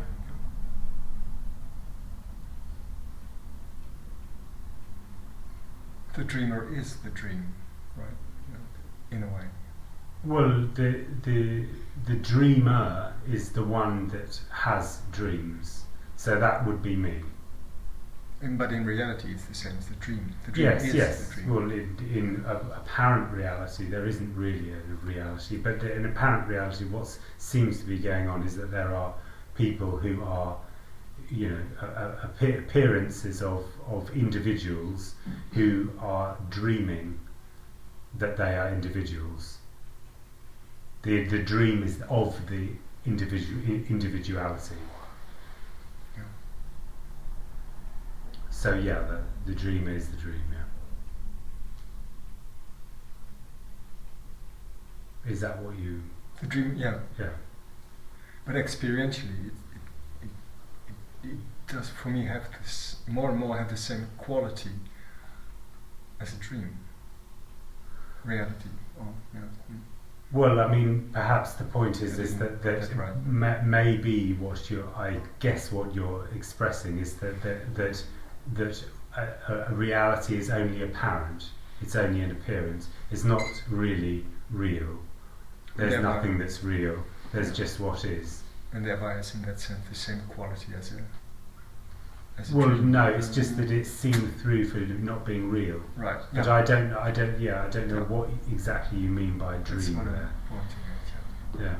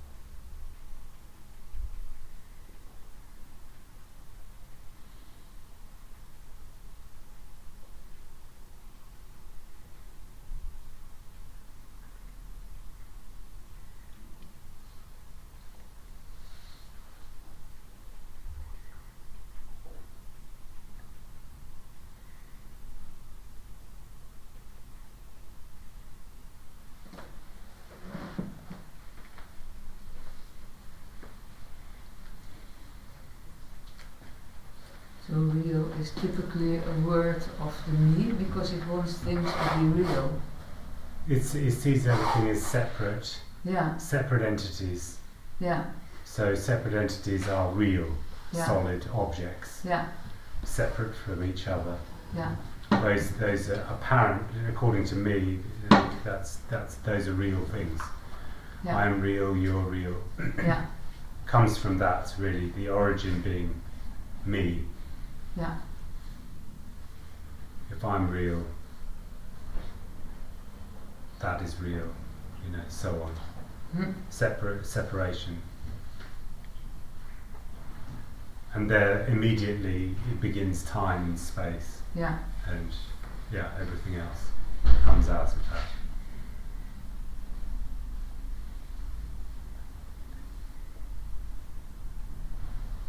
It's all an illusion. There's just this. It's just what is.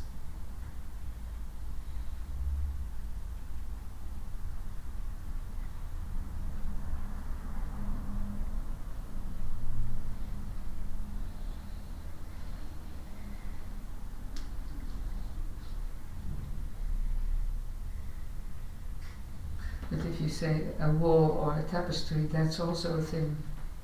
It's just what is, yeah.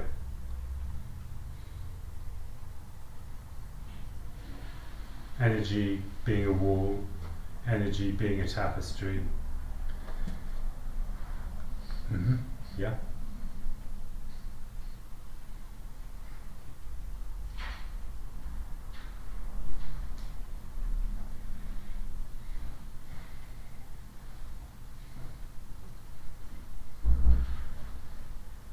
That's why you all the time say what is apparently. Yeah. Yeah. Appearing to happen. Yeah. Yeah, appearing. It's not really happening. Yeah. But There's now no we time. use the word There's really no time. again. There's no time. Yeah. So it only appears to be happening. There's no happening. There's nothing happening. Yeah. Yeah. Yeah.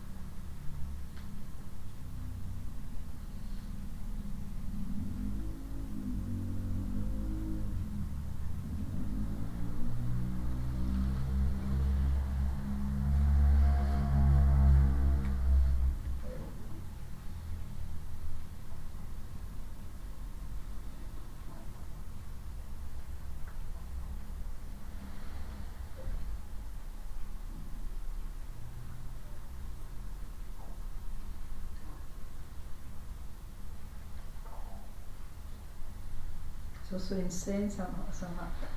We project a sense of autonomy not only on other human bodies, some animals, objects. but now also to robots and Yeah. it's getting Yeah. another me there more and more apparently. Yeah. It really reflects our all the time. what's going on. Yeah. It's funny to see Yeah, that just in the me- world, the me. technology.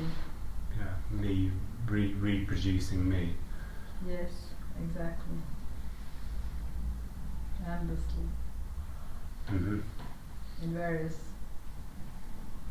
forms. Yeah.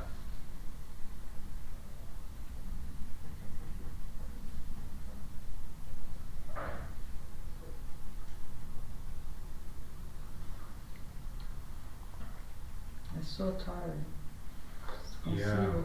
Yeah. Some bodies are, I guess, more than others, Yeah. exhausted. Totally. Yeah. Like in music, it's create register the music 110 years ago. It creates a new style of music because you could hear the music from another part of the earth and in a very short time, and a new style is appeared, and it's revolution. Mm-hmm.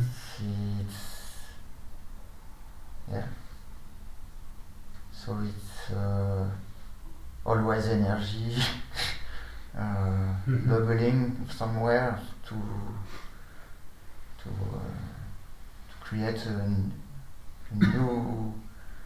new reorganization of this energy to have all this disc, all this Yeah, I mean, film industry, everything. well, I mean, yeah, there is an apparent creativity of what seems to go on. Yeah. Energy can do anything it wants to. There are no rules.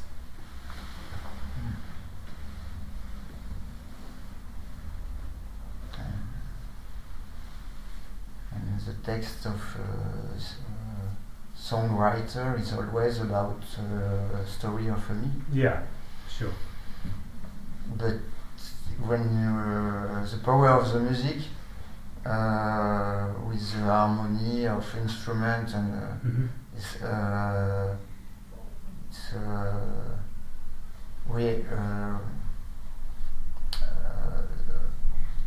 speak to people to yeah, the sure. story of and it goes beyond the story of the me and beyond understand. Sure. Yeah, sure.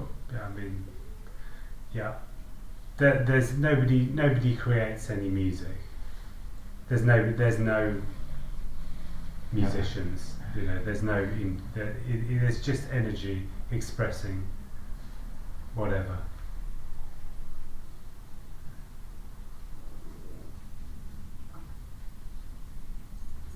So when you say energy, what do you mean? All there is energy.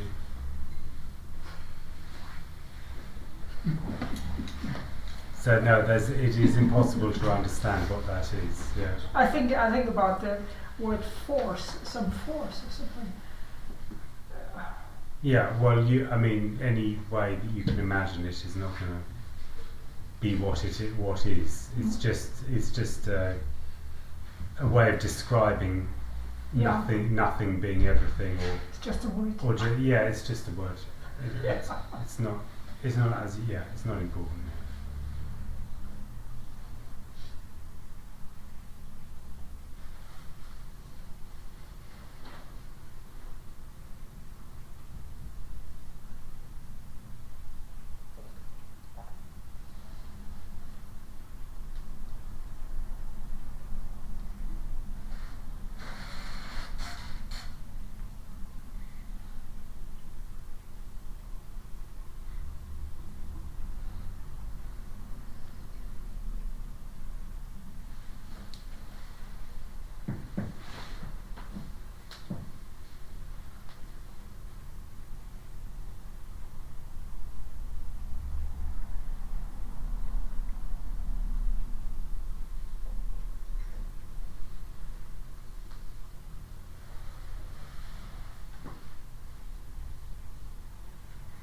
seems that the me first needs the concepts of time and space to be a me. It's all the same. It's all the same. All the same energy of contraction. Inevitable. It's an inevitability.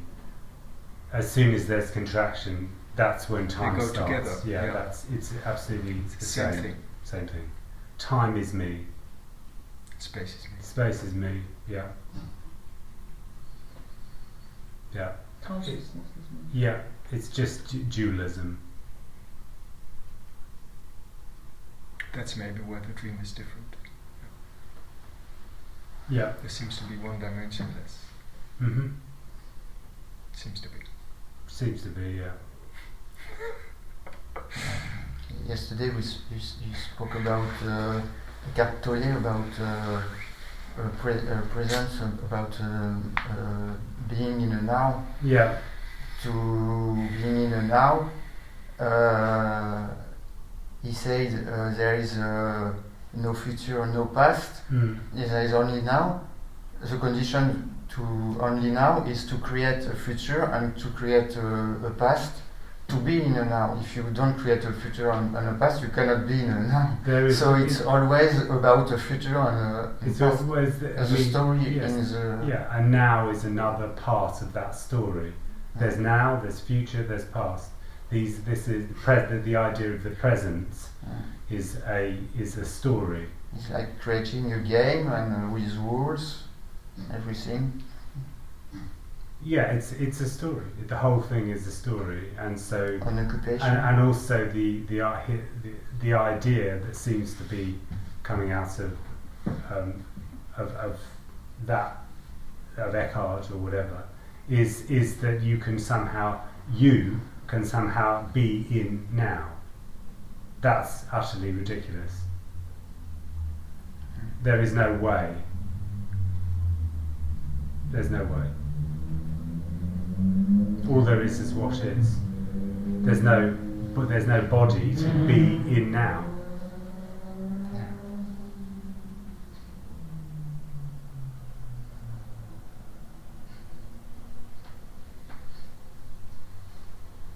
That's space and time.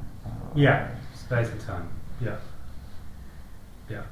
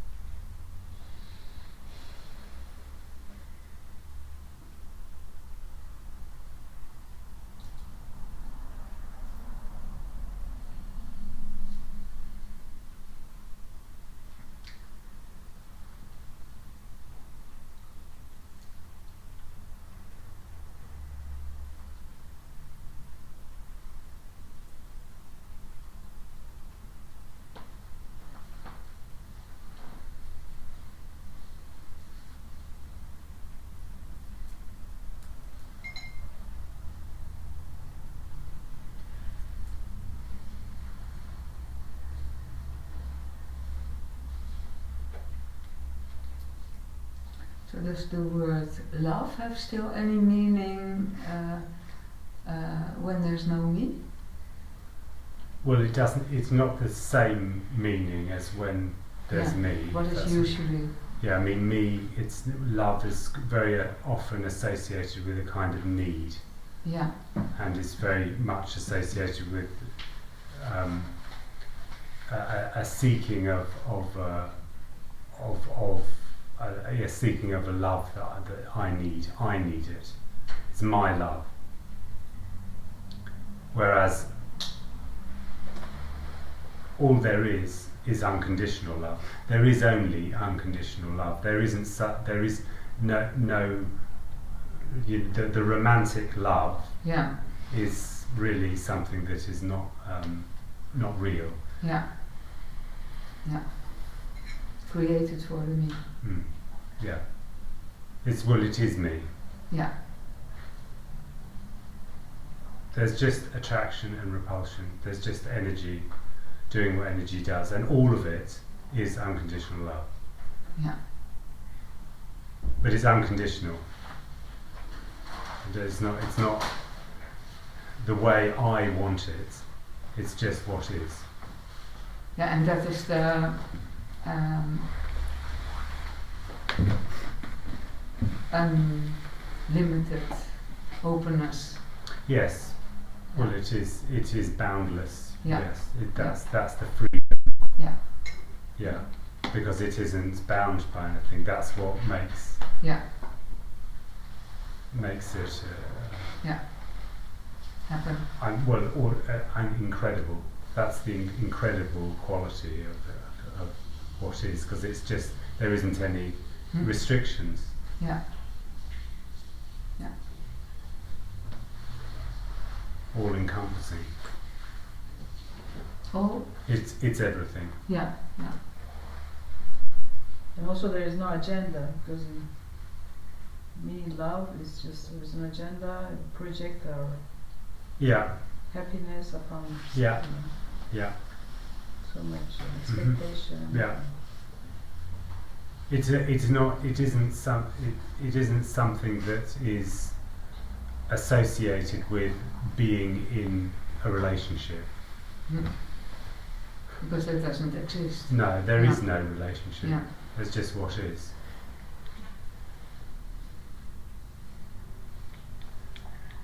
So you can't have it's so interesting because you very often hear from couples, my partner, we have a relationship which is just unconditional love.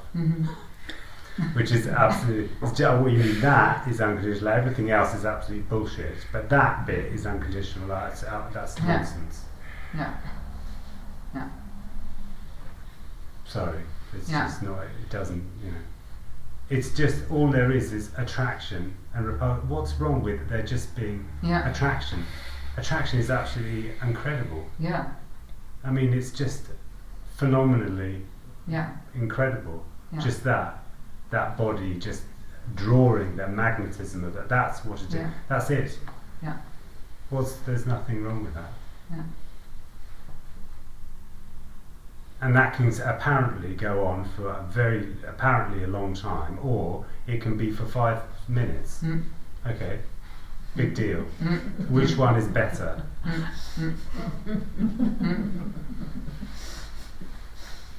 There's no rules.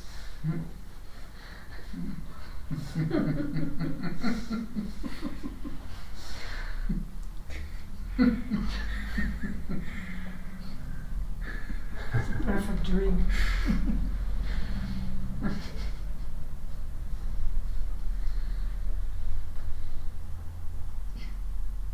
There's something specific about humor, I guess, huh? Because it's also a relaxation of energy. Yeah. Yeah. In a way, it's kind of when me hits the paradox. When me hits the paradox, it's just laughter. Yeah. Because it can't cope with it. But for you, there's still humor. Oh yeah. I love humor. Yeah, sure. Yeah. What that contraction then mean? Well, there's just humour.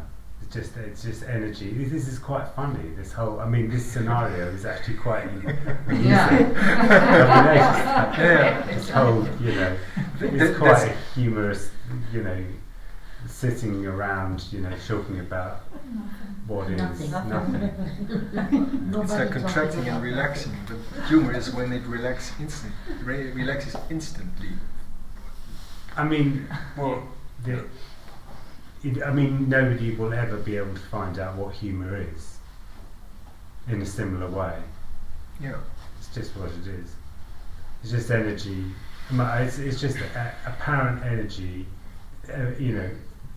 imagining that it knows everything and realising that there's absolutely nothing that is knowable. Yeah. It's quite funny.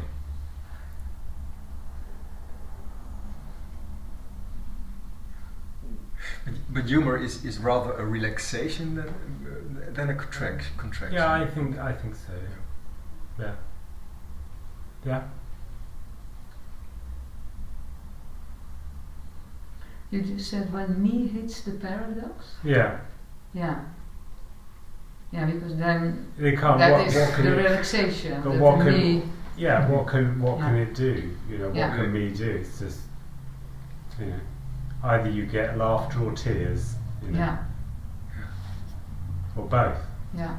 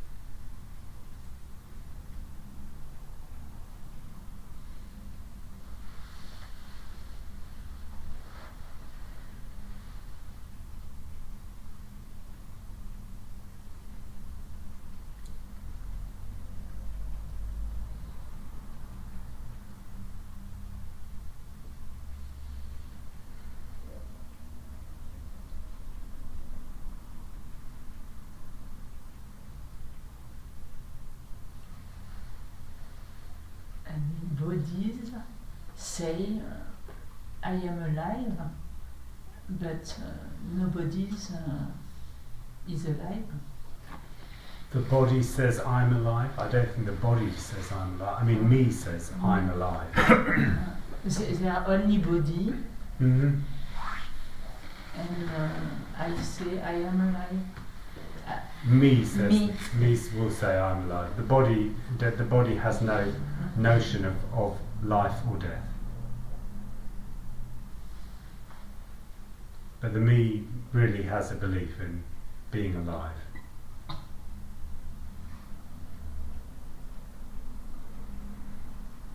But the body wants to survive. Well, this is me projecting that idea about wanting to survive. The body does what it does, apparently wanting to avoid pain and go towards pleasure. It has no notion of life or death.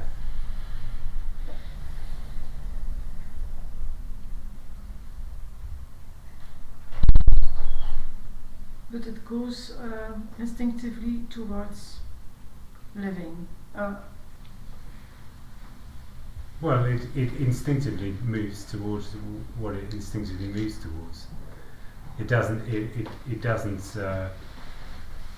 It doesn't have. There's no intention to stay alive or to avoid death. It doesn't have any of that involved.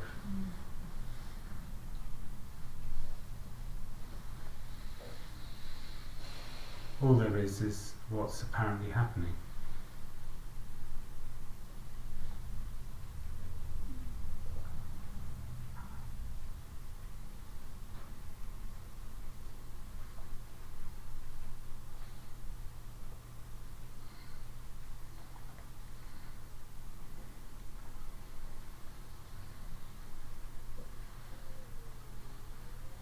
And on that there are reactions. There are apparent reactions on what is apparently happening. There's apparent reactions to that, yeah. People seem to react strongly or not at all. In all sorts of ways, Mm-hmm. yeah.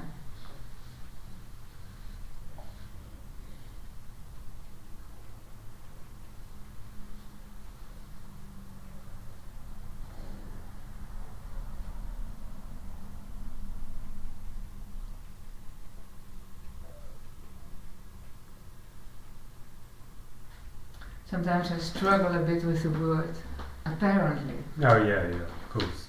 Yeah. Of course. Well, me doesn't like that word at all because it wants to make things absolute.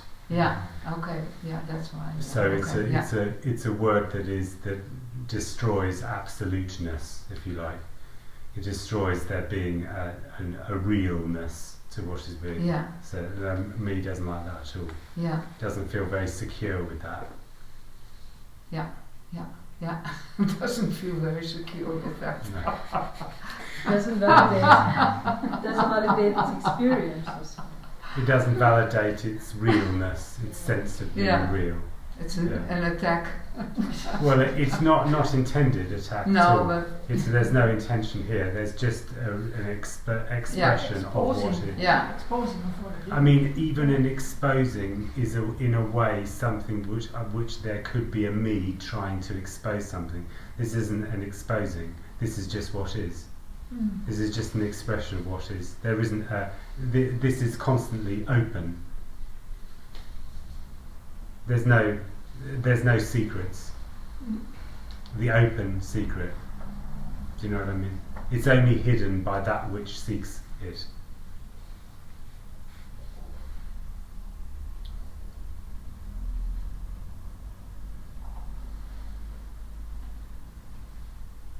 So it doesn't require an exposer.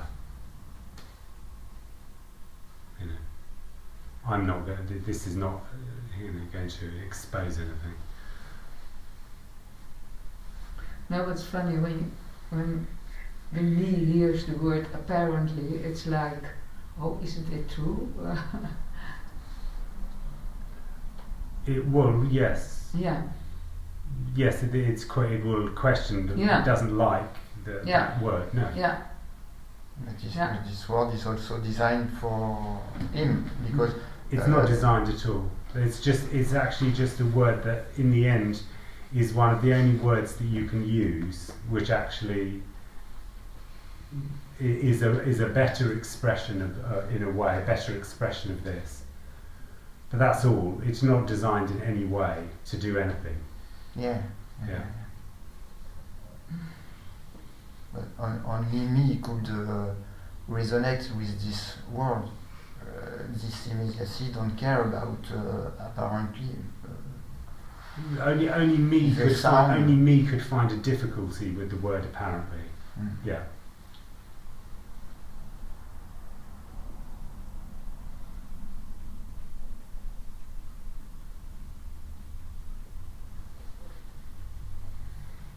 The moment of death could never be different from this immediacy, right? This moment.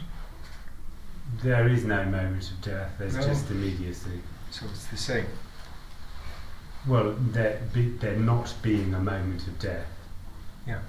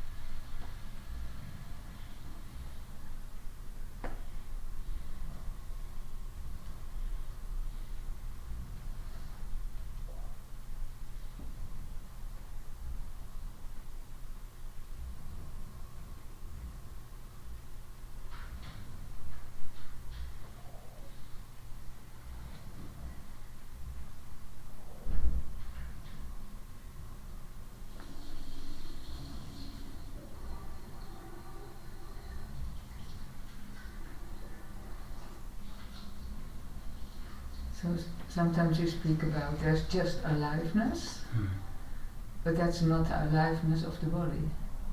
Well, the body's included. Everything has got quite an aliveness to it in a certain sense. Yeah, also the tapestry and the walls. Everything. Yeah.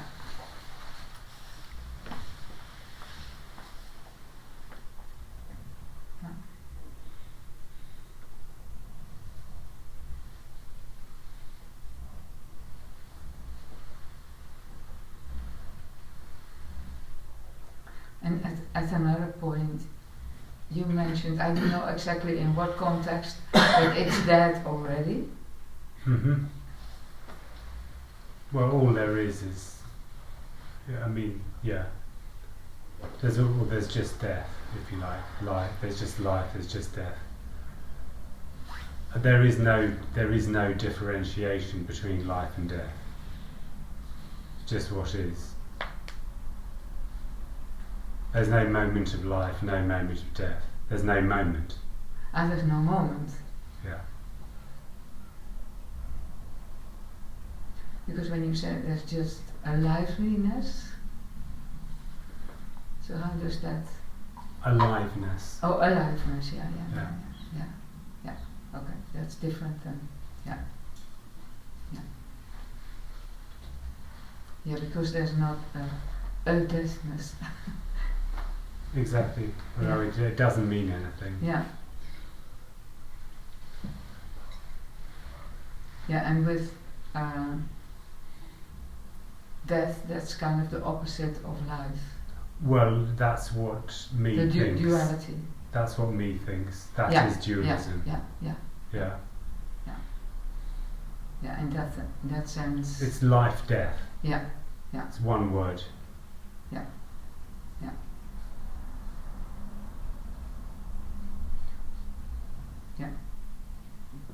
Yeah, because the me also has a death quality, like. It's always what is. Is a better way of describing it. It's just what is.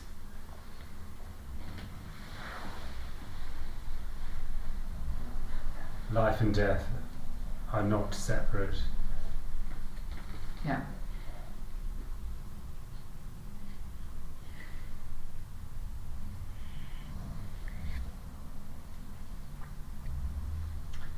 Yeah, sometimes I have to think, are you talking about the me or are you talking about the not me? But yeah.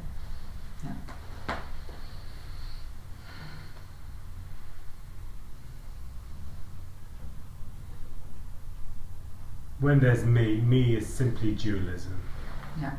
So everything is split into two or more. And when we're just talking about what is, that is something which is completely different. Yeah. That's just all there is. Yeah. There's no there's just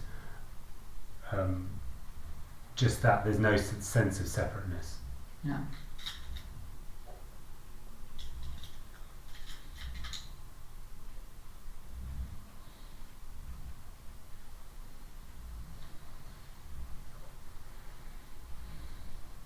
And dualism is only an illusion, really. Yeah.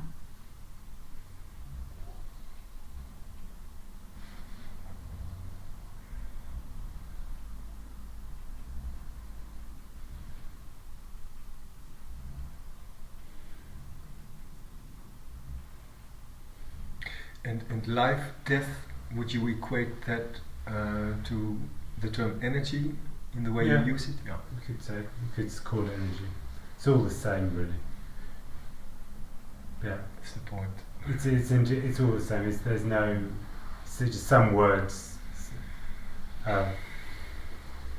people are more comfortable with than others, but have more of a preference to one or another. But it's all absolutely impossible to describe.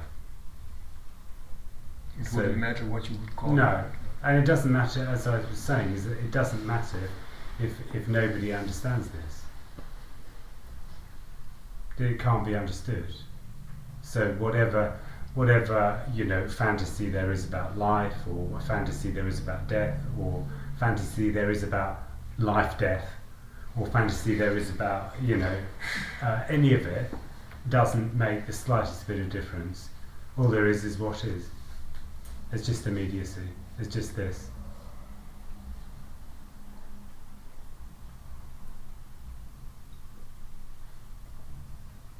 I like this message. It's unbelievable, and then I wonder myself why I'm not so happy about it. It's so crazy. Yeah, no, but absolutely, yeah. It isn't because it's not for you. That's the reason. It's just not for you. This is not for you at all. Not so happy about it. No, it's not. You can't have this. That's why it's a bit annoying. It's kind of like, well, why aren't I happy about it? Well, that's the reason, because there's nothing being given to you at all. Yeah.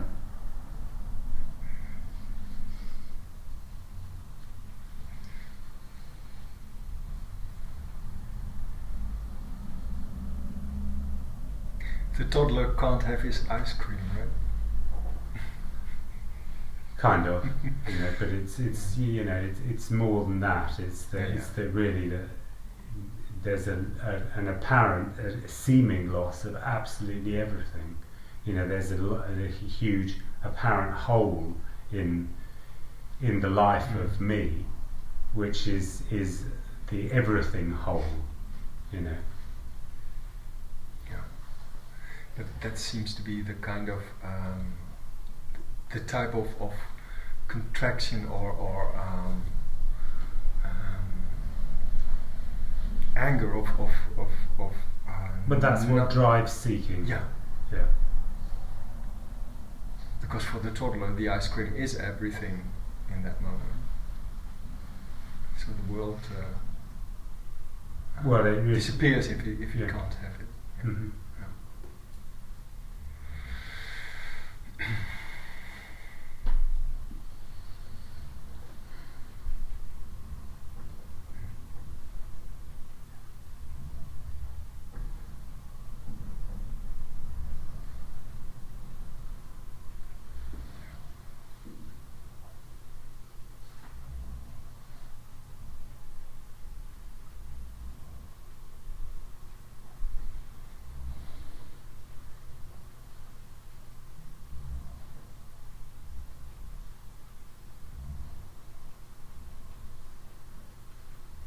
Do you ever get angry?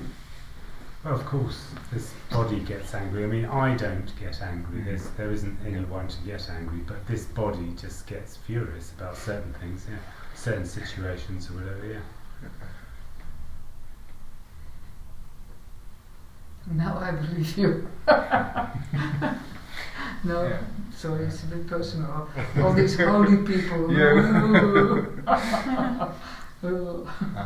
Totally. Yeah, so dirty. This is utterly unholy here. Yeah. Exactly. Exactly. But that's a nice way of thinking or looking at it as existential anger, which makes you search, which makes a search a search. Right? Well, I mean, me may get frustrated because it can't get what it apparently wants, but that is quite different from anger just being expressed, because anger is the driving force. I hadn't looked at it in that way, but that does seem to make anger sense. is a driving force for what? Sorry. For seeking and for. Well, there is just, if there is seeking, that can create irritation. Me can get quite irritated because it can't get what it wants. So yeah, that can seem to go on, but that doesn't. When there is no one, obviously that doesn't. I mean, anger. Looking at anger as the force behind the movement or the force behind something, that doesn't make sense. in a certain sense. So what do you mean by the force behind something? Anger is, aggression is, I don't know. Anger is wild, is animal. But that's what I'm trying to say is that the nature of this body can respond to something with fury. It can respond in a very expressive way. If that's what occurs, there can just be that. But me's frustration with not being able to get this, or the tension of not being able to get this, is a little bit different.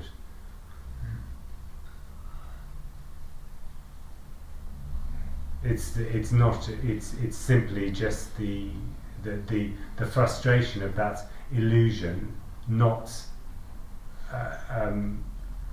of being locked into that apparent illusion. That's extremely frustrating. I mean, what's going on in the apparent world today is a lot of that. Huge frustration with me not being able to find what it's looking for. Yep. That's how I meant it. Anger being in too small of a box and wanting to get out in a way. That's just my well, again, I think that you're putting anger first, and actually there isn't anger first. Anger is generated. The irritation of me is the primary thing, and that then forms anger, forms irritation, which is the drive beneath trying to get out. Well, there's a that is seeking. Seeking is that. Right. Yeah. So there's no separation. Right. Yeah. Yeah.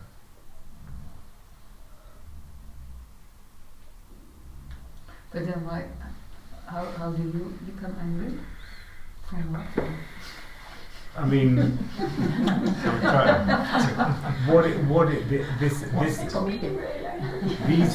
these questions are attempts to try to understand something. All of these questions are attempts to try to understand something, try to get underneath it. How does it look? What is me? How, when there is no one, what does it look like? So then I can replicate that somehow. It's not going to work. Sorry, it's not going to work. But this body can get irritated, yes, by many things. People that don't resonate with this body.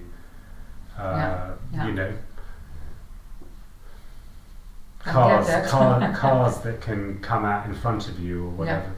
Yeah. It's instant, immediate. There's just an immediate response. It's no. It's movement away from. Don't know how else to describe that. Yeah. Exactly the same as anybody. Yeah, right. Exactly. Yeah. Absolutely. There isn't any difference. No. Yeah. Except that me turns into a story. This is the story of my life, the story of me, this is my anger. So there wouldn't be brooding about it for days? No. Right. No. That's the difference. There's not it just... Yep.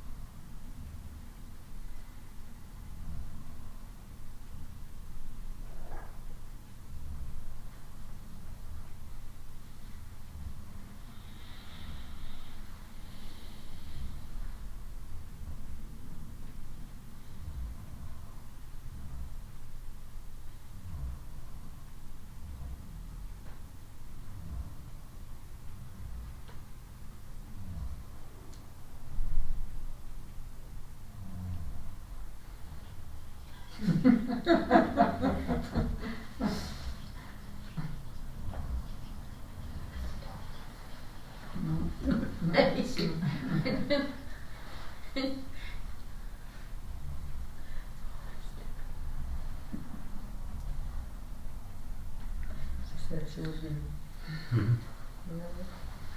my uncle. Perfect.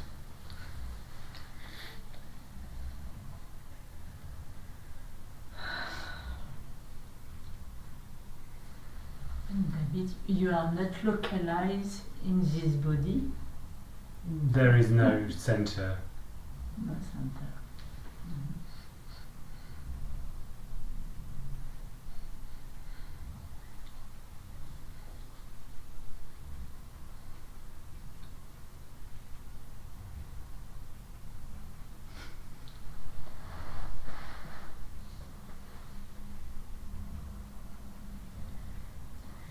But I am not localized here.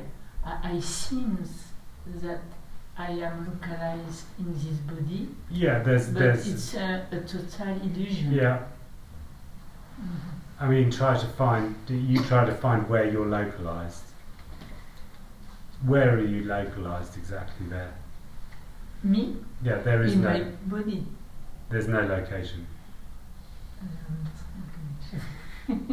Pardon.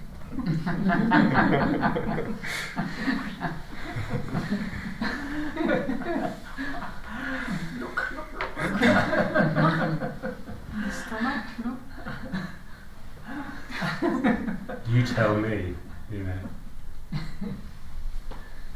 All these stories about, oh, first I was in my head and now I'm more in my heart. Yeah. Yeah. Yeah. Yeah. But the me is the here. I mean, the illusion of a here. Yeah. So it's not that I am here. No. It's just the here is Me the is sense here of me. and now. The here-ness is. Yeah, me and is the here and now-ness now. is- Yeah. is, Yeah. But it's seems that nowness appears with language because in a way time you see It's just all my the past and my future. it's all appears at the same. In- As soon in as a there's toddler, a yes, as soon of as course, there's a here. sense of me, Uh-huh. all of those things appear Ah, together. okay. So you don't have to be able in a bracket to conceptualize time to feel here as a, No. as a small child. No. It's all the Package. yeah. I thought it was first. I mean, first. There's Yeah. all of it's born together. It's born. It's dualism. Dualism creates that sense of separateness, which means that time immediately is apparent. Mhm. It's just it's the same It's all the same language of me. Okay, I thought it needed some conceptual conceptualization, like Well, it's the mental- same. like It's the same abstraction as me As is a here. derived from, if you like. Me and time are the same. yes, but me would be the mental or conceptual expression, or the other one would be the more physical sensorial, from the same. I mean, Same energy. this is the dissecting of me Yes, in order to try to find a way out of me. yes, so that I can go, Yeah. through it. You see. Yeah, it won't work.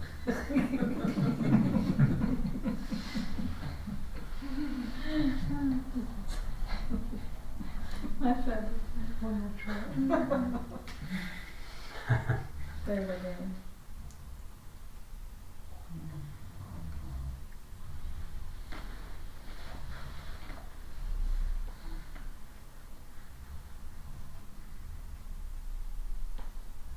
Tony would say, so what? Yeah, So yeah.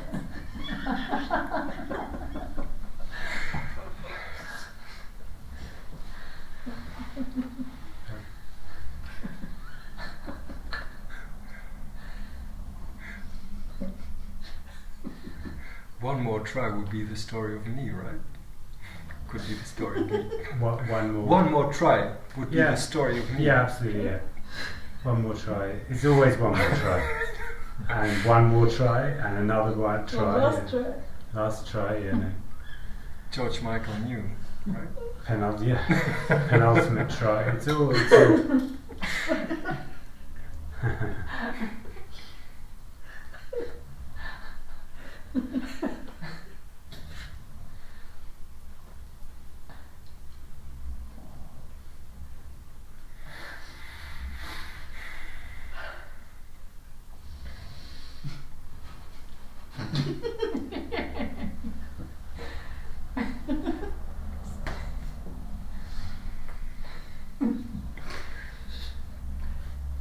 This happens to us quite a lot.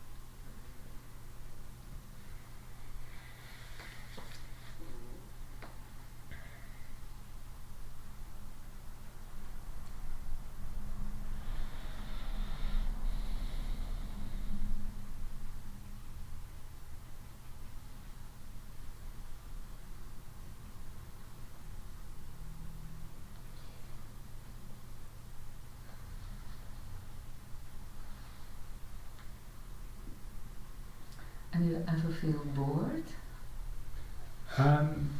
The boredom doesn't really go on now.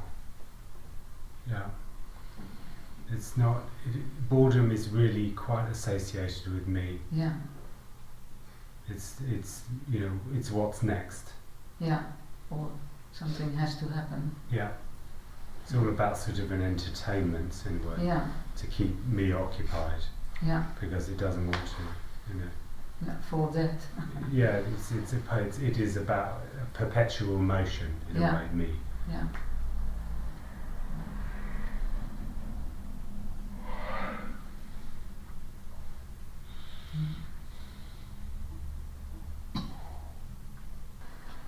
David, when you went to the meetings, you were also occasionally falling asleep?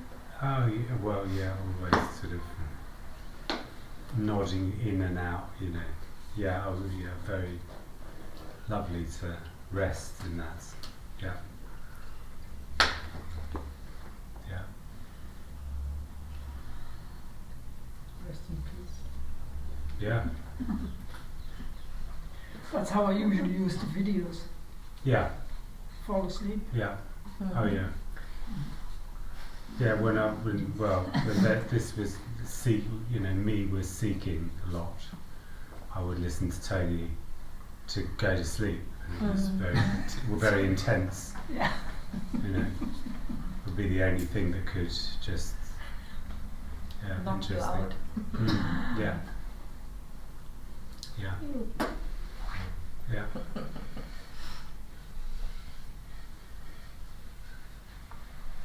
It's very tiring being me. Full-time job. Yeah.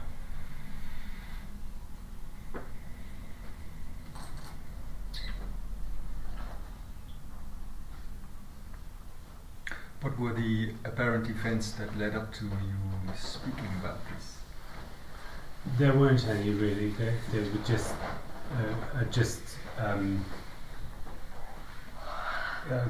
conversations with a friend, and then a few more, and then just sort of just suggestions from people. Try this and do, see what happens. I just followed. It's just a sort of following of that. It's very organic. Okay. Nothing. It's just really a response to.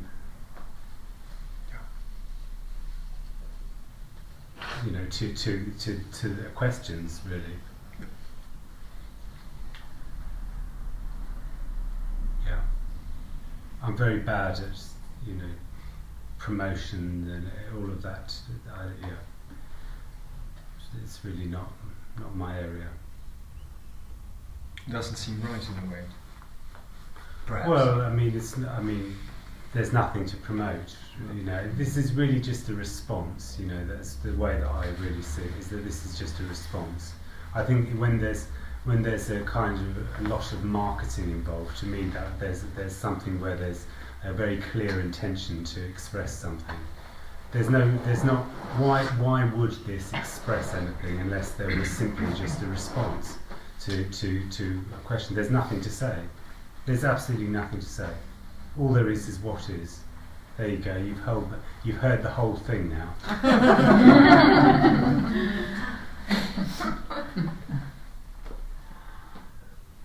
If there's no question, this just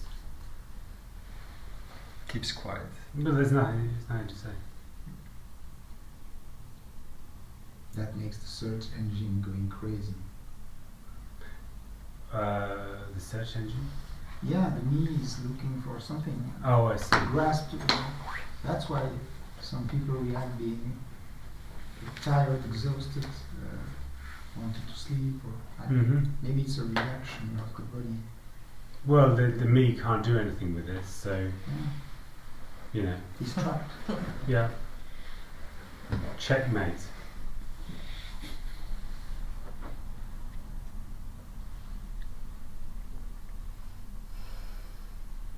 But it's not the me who is coming here. No. It's something else. Well, then nobody ever does anything.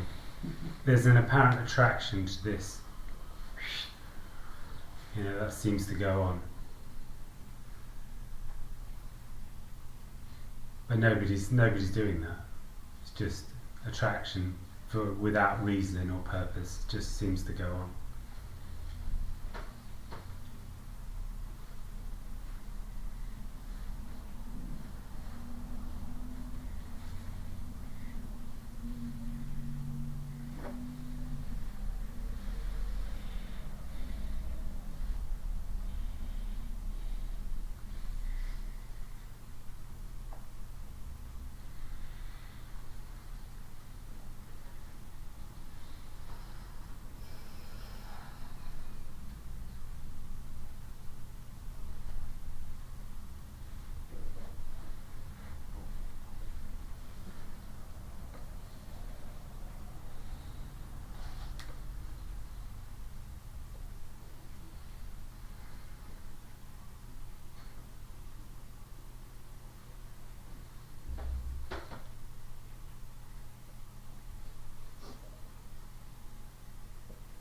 It's funny how out of this repulsion or attraction, the sense of self creates a whole imaginary meaning, purpose. Yeah. You know, it's Well, it would, yeah.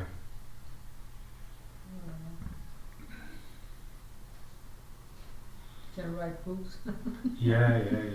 Oh yeah. Yeah.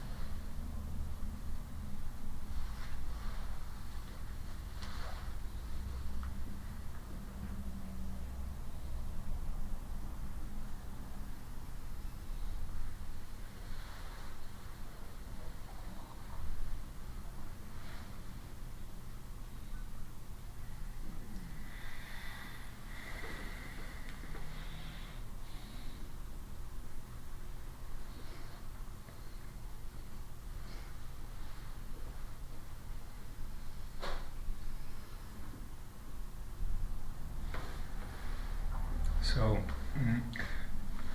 you're the part of this immediacy I call David, and I'm the part of this immediacy you call Johan.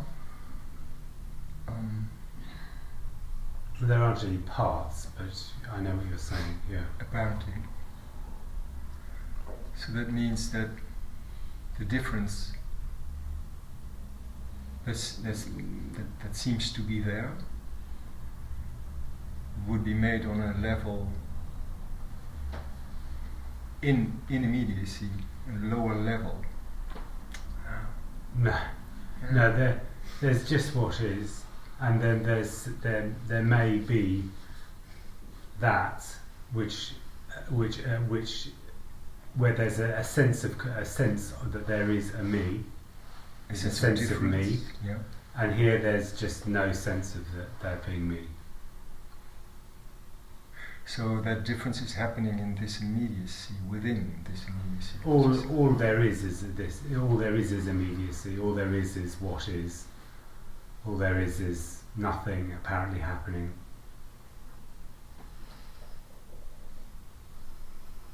Energy, whatever you want to call it, doesn't matter.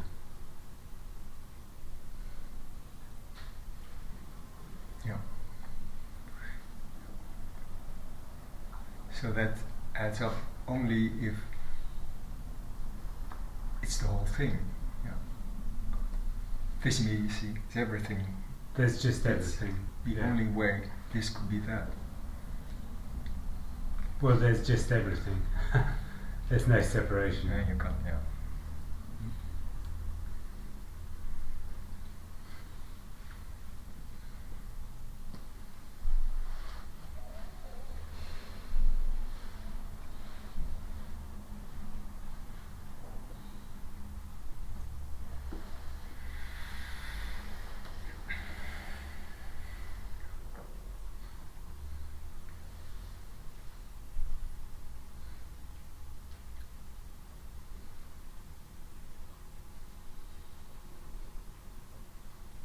So it's undifferentiated. Well, there is no differentiation. There's just what is. Yeah. Yeah. But isn't that undifferentiated, or How do you mean? no difference in what is? All there is what is. So there's no. Again, I think that maybe you're talking about kind of significance. Now sometimes you're talking about a tapestry and a wall. Yeah. So what? So that is what is. That is what is. Yeah. Mm-hmm. So that's a differentiation. Well, differentiate. I don't know what you mean by that. Differentiate. Difference of what? Different kind of things appear. Different appearances. apparently happening. Yeah, there are differences in appearance. There can be differences. Yeah, but that's all the apparency, so. Yes, it's all apparent. Yeah. Yeah. So the ground or the what is undifferentiated, no differences. I mean, I don't understand exactly what you're saying. There is an apparent difference. She makes, I think, the distinction between what is and the carpet and the ceiling. You know, if there's. Yeah, I think I want to understand something again. Let's quit. Let's quit. What is appearance of difference. So the mind just plays along. Differences seem to happen within indifference. Could be. I mean, there's one thing is this immediacy that can only be indifferent. I mean, again, this is a sort of intellectualizing of something that cannot be understood. That's the sport. That's really what's going on. You know,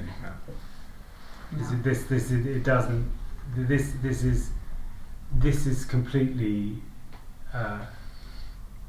this is a dog's world. You know, this is a baby's world. This is, you know, if you want to describe it like that. You know, there's nothing.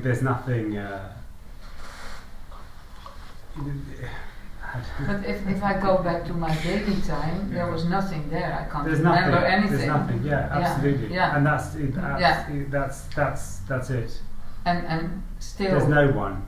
Yeah. It's just a dog sniffing around or a baby playing or whatever. That's it. That's all there is. Yeah. So there's no. There doesn't require an intellectualization of what is. Yeah. It's absolutely obvious. This is obvious. It's just this. It's just what's happening. But then sometimes I'm talking in all these sorts of ways, and then sometimes there are things being said, and then I think, oh, that really helps me. There's nothing that will really help you. I mean, I think that me imagines that it's grasped something. Oh yeah, that's a key thing. I've got it now. You haven't. There's nothing that can be grasped. As soon as me tries to grasp something, it is erroneously believing that it has found something, and very quickly there will be a realization that it hasn't, because seeking will carry on and another question will pop up, quite naturally. That's just naturally what me is. It's a question manufacturer. Just manufactures questions without reason or purpose. It's a question maker. Yeah, but when, for example, this morning you said there's nothing here. For a very long time there was nothing here. So then I thought, wow, this is my phrase or something. Yeah, well, anyway. Me will always latch onto stuff. But it doesnn't mean anything. Well, nothing means anything. No. I mean, I heard that. But some words can maybe resonate. Yes, differently for some people. Yeah. It can resonate for some people, but there's no power in words. You know, there's not like if I say a particular phrase, it's going to unlock something in there, click, and then everything's going to fall apart. No. Forget it. No, that's just me longing for something to. It's longing. Unlock me. Forget it. But you're not always. You don't always know what's going on here.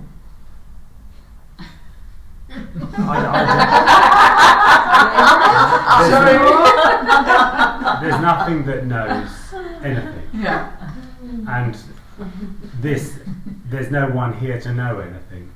So, you know, of course, that you know, this body is this body, that body is that body. Yeah. Yeah. Yeah. And yeah.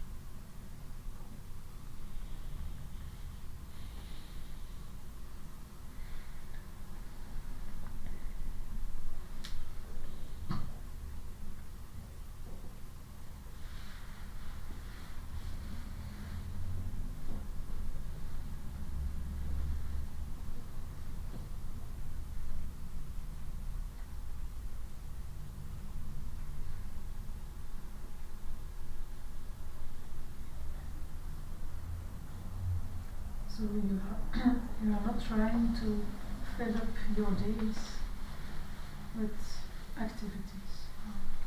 No. No. Activities seem to occur. Yeah. There's no need really, you know.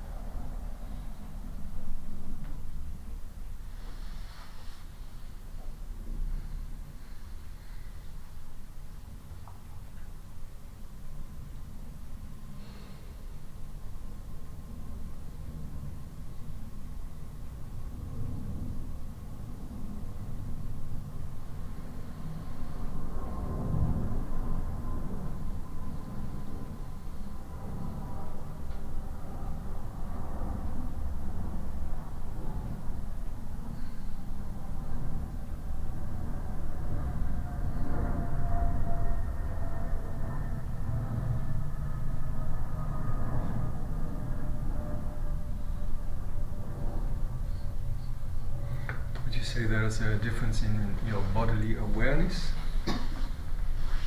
Well, there is no awareness. It's just what is. This body just senses, perceives, whatever. But there's no, reflection on that. It's just what is. Yeah.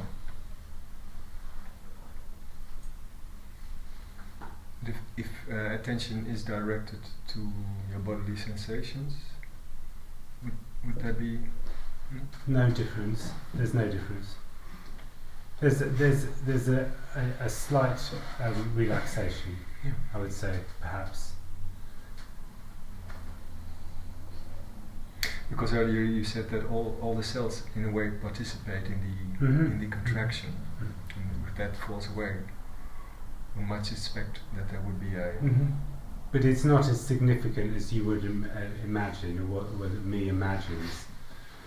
There can still be tension and held tension in the body, even though there is no me. There can still be a huge amount of tension. It's just that which is generating the tension no longer generates, but that body can hold a huge amount of tension.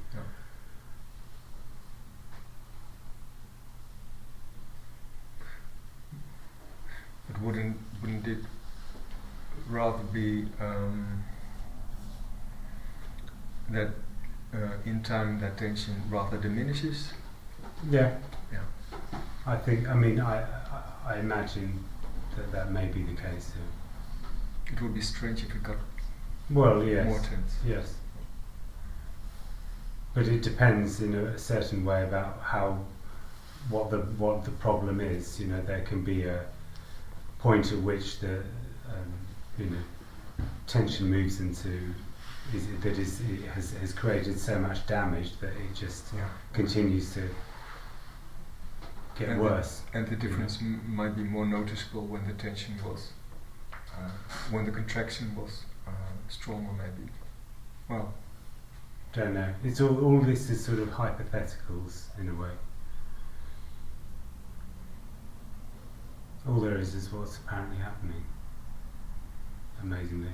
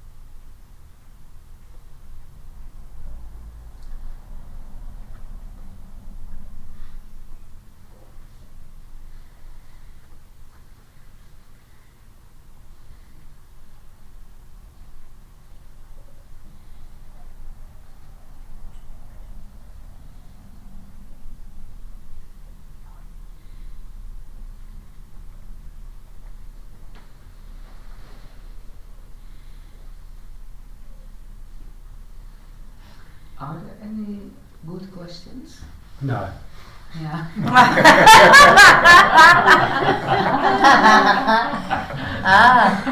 But that was a good question. There are some bad ones. There's no good questions or bad questions. So, yeah. But there are questions. Apparently, yeah. There seem to be questions, yeah.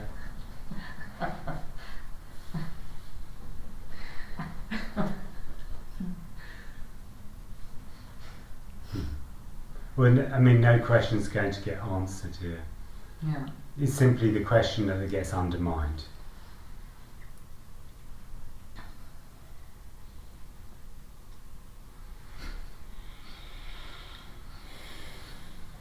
Go on. Nothing else to say, really. Shoot. The answer wouldn't have any questions. There is no answer, yeah. Oh, yeah. That's the point, there's no answer, yeah. And I don't know anything, there's nothing that knows anything here to give you an answer, you know. I don't know the answers to the questions, so there's nothing to offer an answer.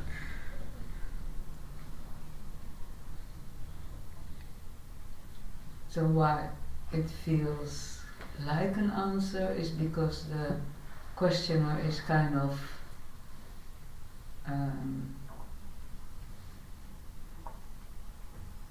what happens then? Well, it's just the undermining of that which is asking the question.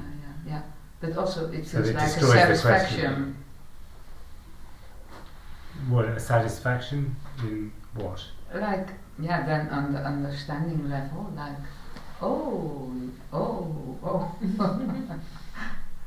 Well, maybe on the understanding level, but I mean that's just the idea that there can be something that's understood is ridiculous. Yeah. So, you know, me might think it understands, but it doesn't. I can tell you that right now. Yeah, but Then anyway, realization from the contraction at that point.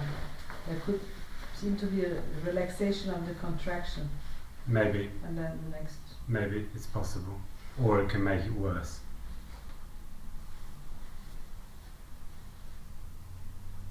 Yeah, but quite many times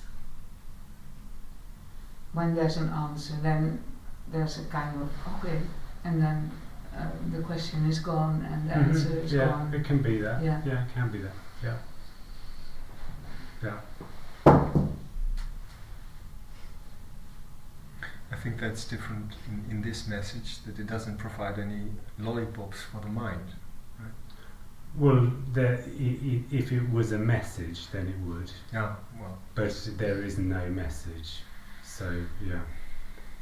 Yeah, it's even worse. Yeah.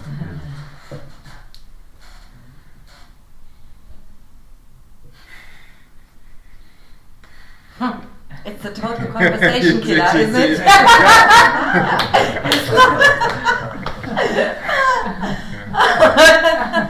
Finally found one good at killing conversations.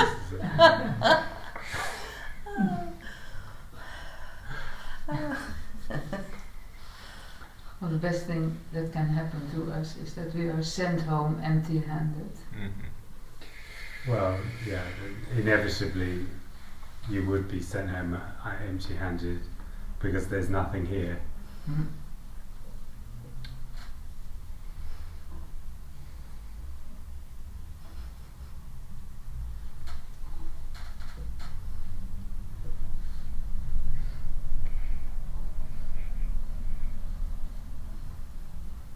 I mean, I could give you a gift bag, but there wouldn't be anything in it. Gift? Gift bag. I could give you a gift bag, but there wouldn't be anything in it. Yeah, correct, yeah.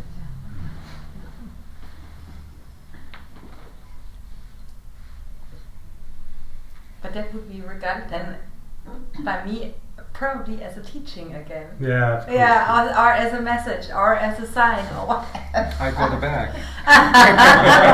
I got an empty bag. We're gonna worship the bag. And usually my moment is already getting the gift. That moment is the better than what's inside. Like. Oh, well, there we go. And it would last for about 5 minutes.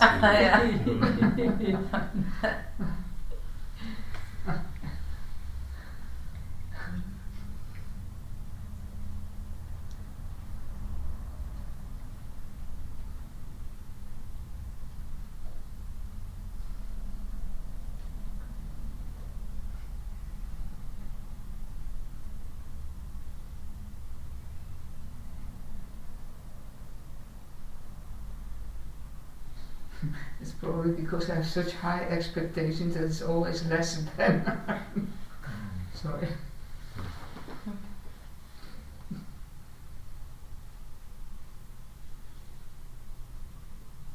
He will create bagism.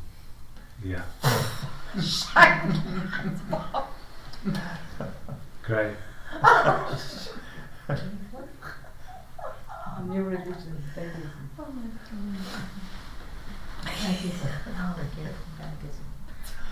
I find it funny.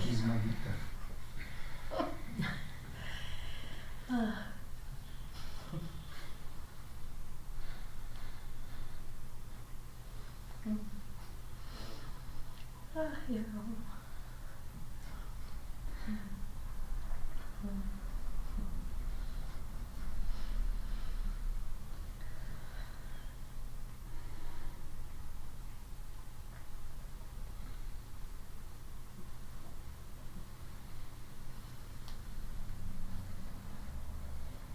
So if I'm excited and happy about this meeting, I totally miss the point. No, there can be happiness, excitement there. No, can be. There's no point to this, so you can't miss it. Very easy to miss it.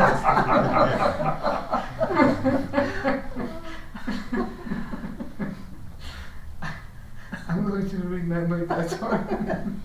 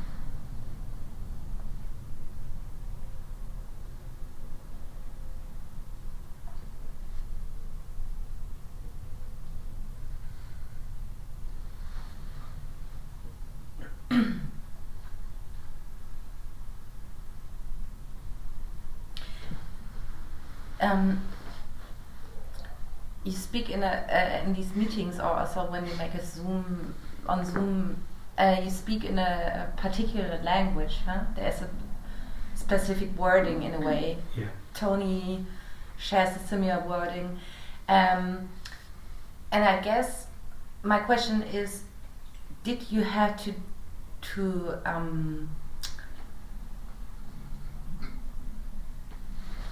did this body somehow had to learn this kind of wording, or did it just start to come out? It's the only word in the end. Whenever there's whenever there's a kind of speaking about this, there seems to be there has to be a sort of finding of the language that feels that resonates with this expression, and but in the end, what always seems to go on is that people end up saying quite similar things, because there isn't very many words that actually really have them quite the right sense to them. Yes, and the connotation of I is completely out of that wording, or. Well, no, I mean I will still say I. In daily life. I do say that. Yeah. And in conversations, sometimes there'll be an I expression, but it doesn't mean anything. It has no meaning at all. Yeah. It's just a reference point or something. It doesn't have any meaning.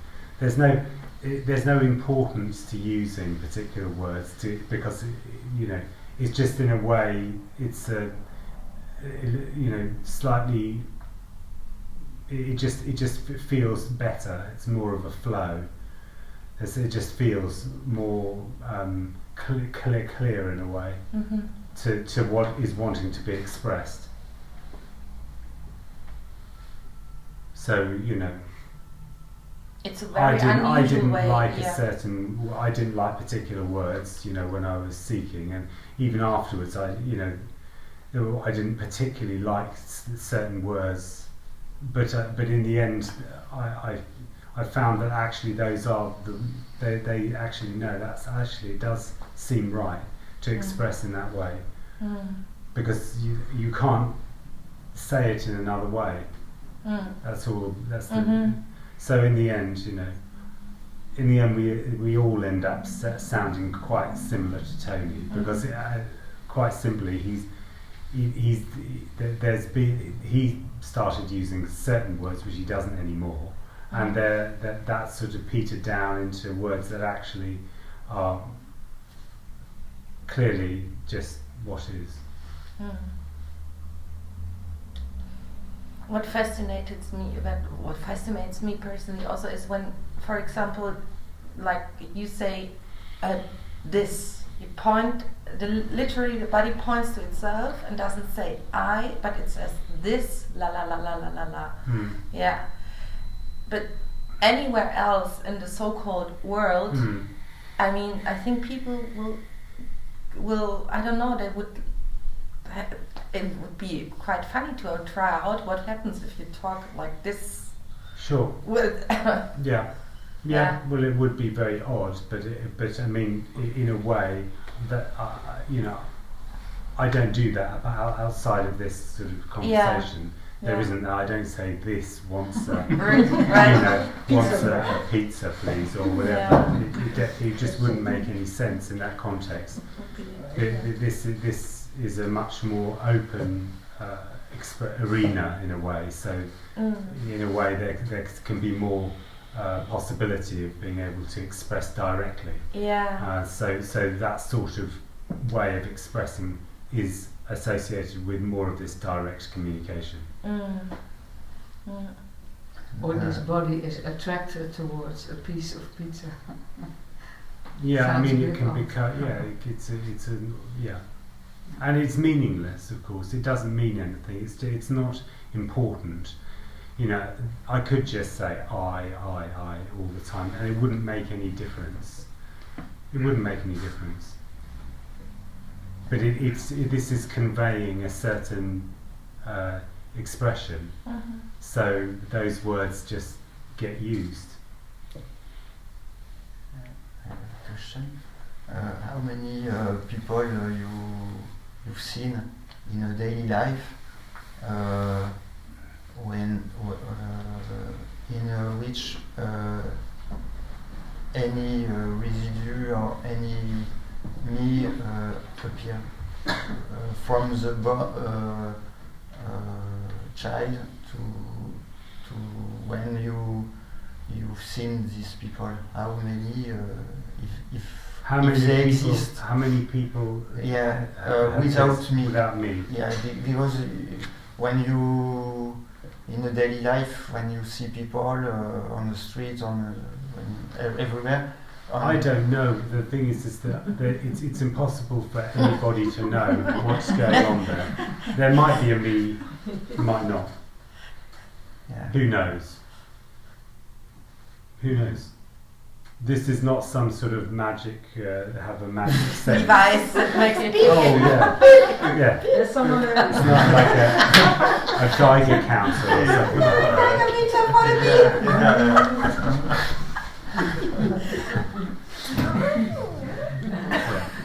Laura, ça fait Laura. Le frère Laura, toi, Laura. Maybe Tony could do that. I mean, you have to ask him. More But trained. I'm pretty I sure he don't would know. say something similar. Yeah. Yeah. Okay. Well, especially because there seems to be no me at all. They don't see it. Yeah. So it's impossible to see it. That, irrelevant, probably, the whole thing. Well, yeah, there is no me, of course, yeah, but there are apparent people where they have a very strong sense that there is someone, and it's very you cannot detect that, you know.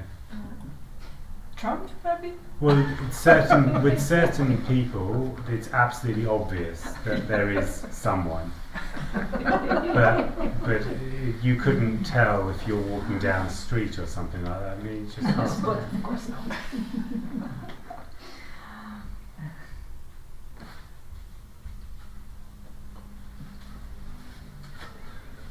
So, just to say, all there is what's apparently happening. All there is what is.